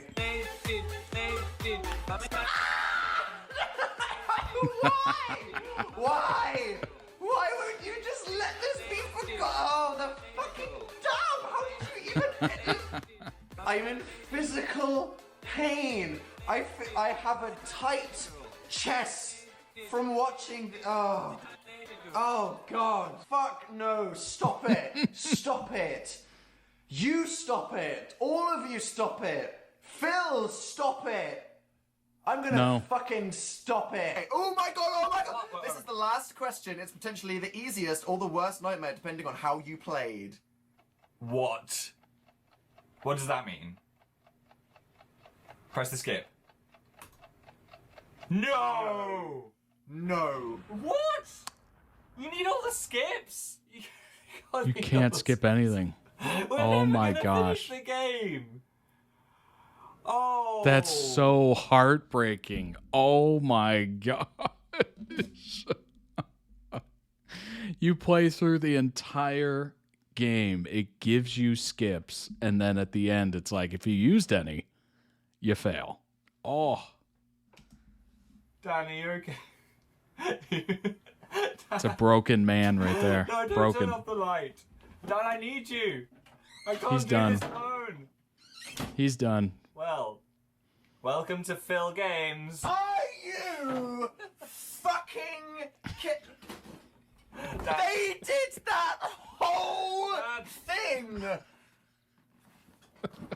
This is the 5th or the 6th video in the series. Hiatus foreshadowing. Oh Many no. times have I said, oh, can a matchbox? No, but a tin can. Fucking meteors. Oh my god. If only you had a bridge. Let's put my finger on the screen. Okay, let's think about this. But I don't understand. How can you... Don't touch pink if you only had a bridge. Interesting. Oh, yeah, you can see at the bottom how many skips they used. Only one left. Dang.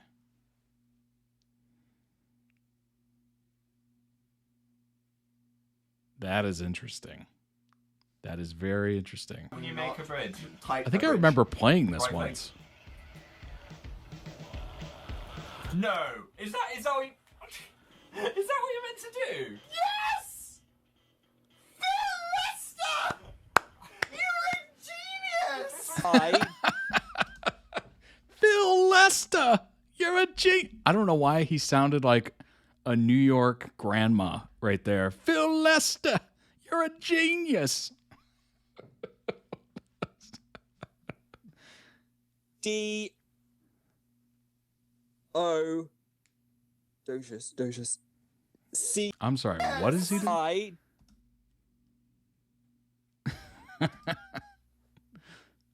D-O...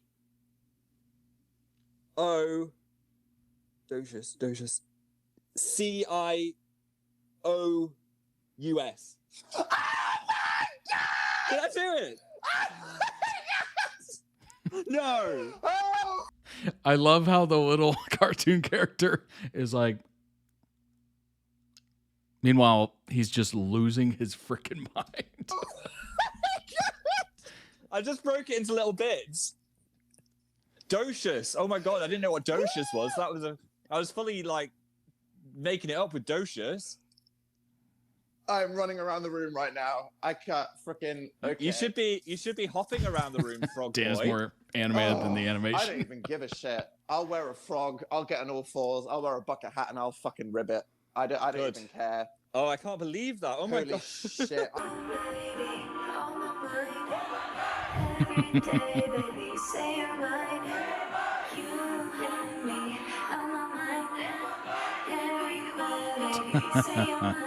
Excellent edit. Well done, well done.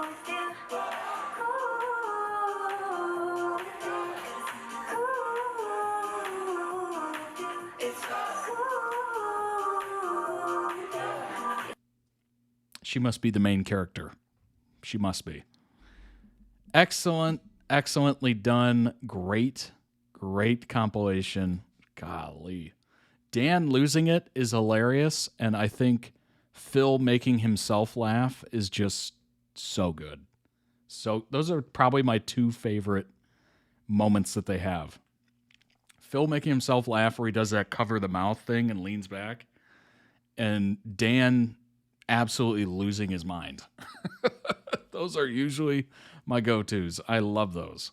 Link down below in the YouTube video description for the original video. Go throw it some much-deserved love. Check out their channel as well. They probably have other amazing compilations. Let's go ahead and pull up some TikToks of Dan and Phil, and then we will get you out here and you can enjoy you're weak. Usually both happen simultaneously, right? Very, very true. All right. There we go. Seductive manner, and you look like a freak. Why are we making me aware of problems that I didn't think I had? I've got some here today. What in the... This is a trap. It's not a trap. It is. You're springing this on me. I just want you to learn something about yourself. Go and show them what you do. Dan, that is not normal. It's quite sexual. He's literally licking all of the flavoring off the Pringle. It must be soggy now. No, it didn't even crunch anymore because it was so wet. Am I not allowed to live how I want? No, that's... I'll be honest, that kind of disturbs me a little bit because you're licking all the flavor off the Pringle, meaning the Pringle that you put in your mouth is not flavored enough. Like, that would not go down with me at all. At all. Am I not eating mindfully? No! People are just sat there going, blah, blah, blah, blah, blah, and I'm sat there appreciating every single one like it's a beautiful woman. Just... like a beautiful woman. All the seasoning is on the front. So when you go like this... Yeah, that's normal. It's okay. But when you do this...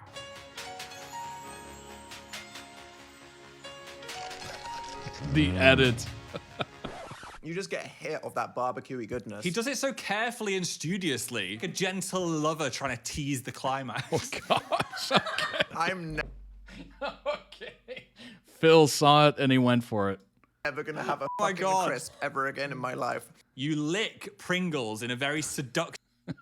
Why is Phil hypnotized? No one thought that but you. That's crazy. with someone else on a Saturday night while watching. Jealousy. Ooh. Jealousy. Now we're getting Dan. into it on the Dan and Phil Relationship podcast. That's a big one. I would say... Jealous Dan. Look at Jealous Dan. There's a lot of... I've seen a lot of memes. Look at Jealous Dan. Oh my God, Jealous Dan.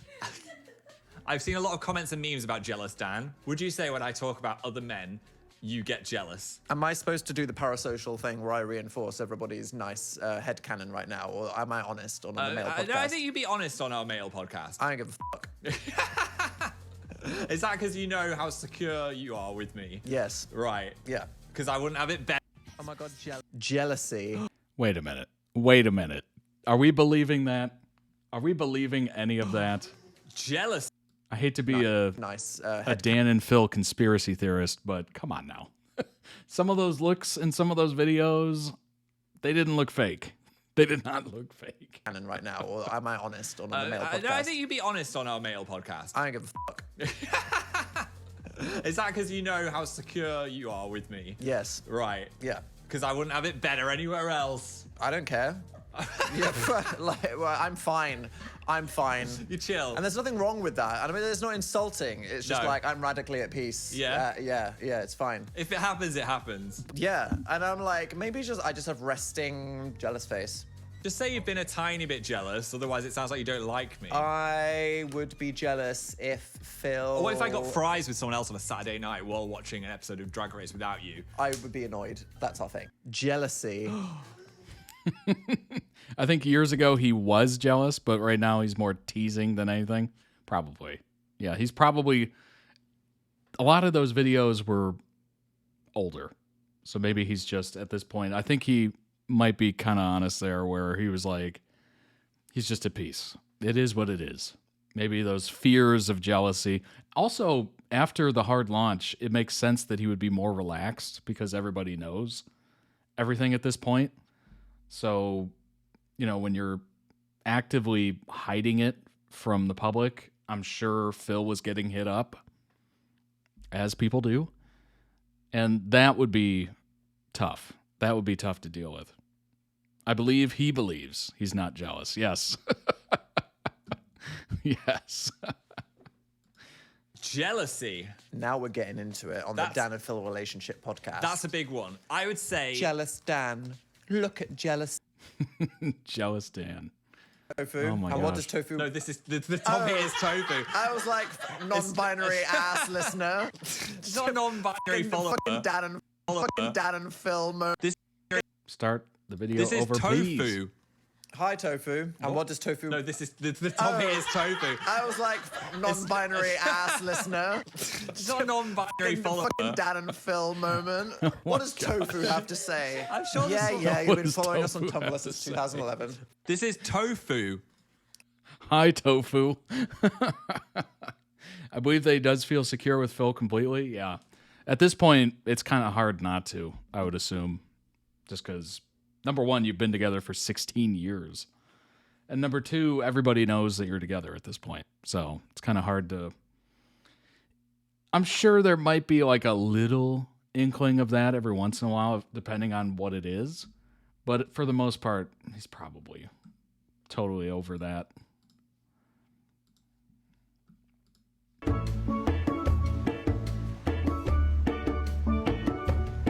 Hanging out with Kick the PJ and Sophie. Going to the beach, which is very cloudy and very windy. And also kind of chilly because they're all dressed like it's cold out. Oh my gosh.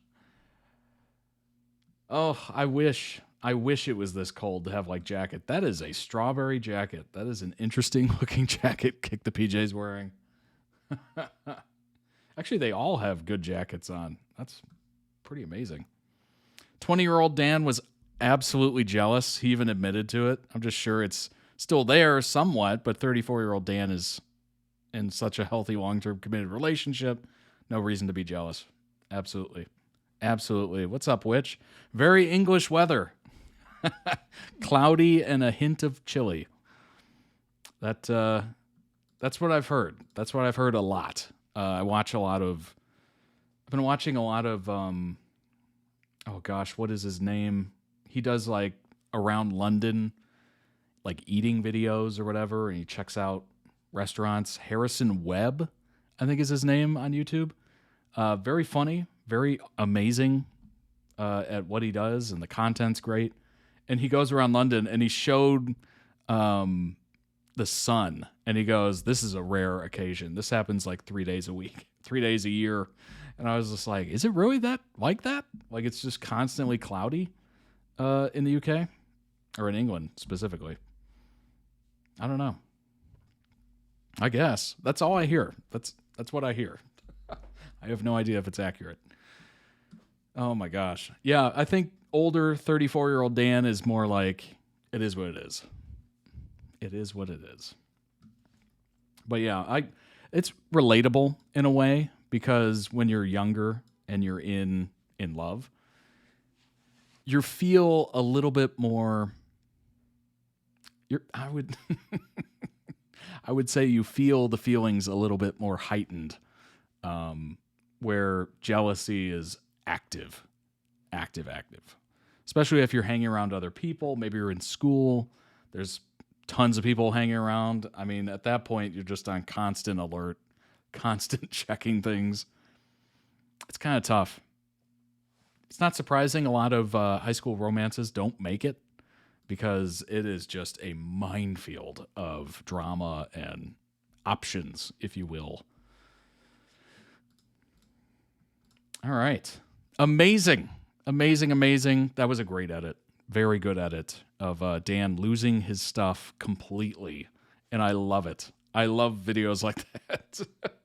Dan losing it and Phil making himself crack up. It's just too good. Too good. I would feel super secure in my relationship too if my partner and I stayed in a committed relationship for 16 years. With the public pressures they went through regarding it, even despite the hard times, the relationship was the most important thing to both of them. True. I mean, they've lived together forever at this point, and they go everywhere, do everything together. So it's kind of impossible for anyone else to even get into the picture, right? But yeah, I think the older you get, the less you just are insecure in that way. Frankly, it's kind of a life trajectory for the most part. It's what I've noticed, is you get much more comfortable with life just being what it is. Obviously, you still have drive and stuff like that. Like, I've definitely noticed myself like just totally cool off on a lot of things.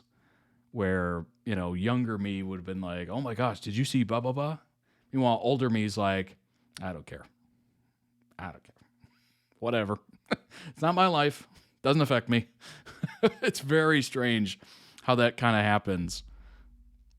You just start to, you know, narrow your focus. Pretty crazy. If I begged the Phil Lester, I would have been jealous and on alert my whole life. He does have a, Phil has a very magnetic personality, I would say. Like, instead of, and I don't mean this insultingly, because I kind of give off this as well. Dan is much more repellent in a way where, well, maybe used to be more repellent, where it was more like combative. Phil is like, for lack of a better comparison, like a puppy dog, where everybody feels comfortable around Phil.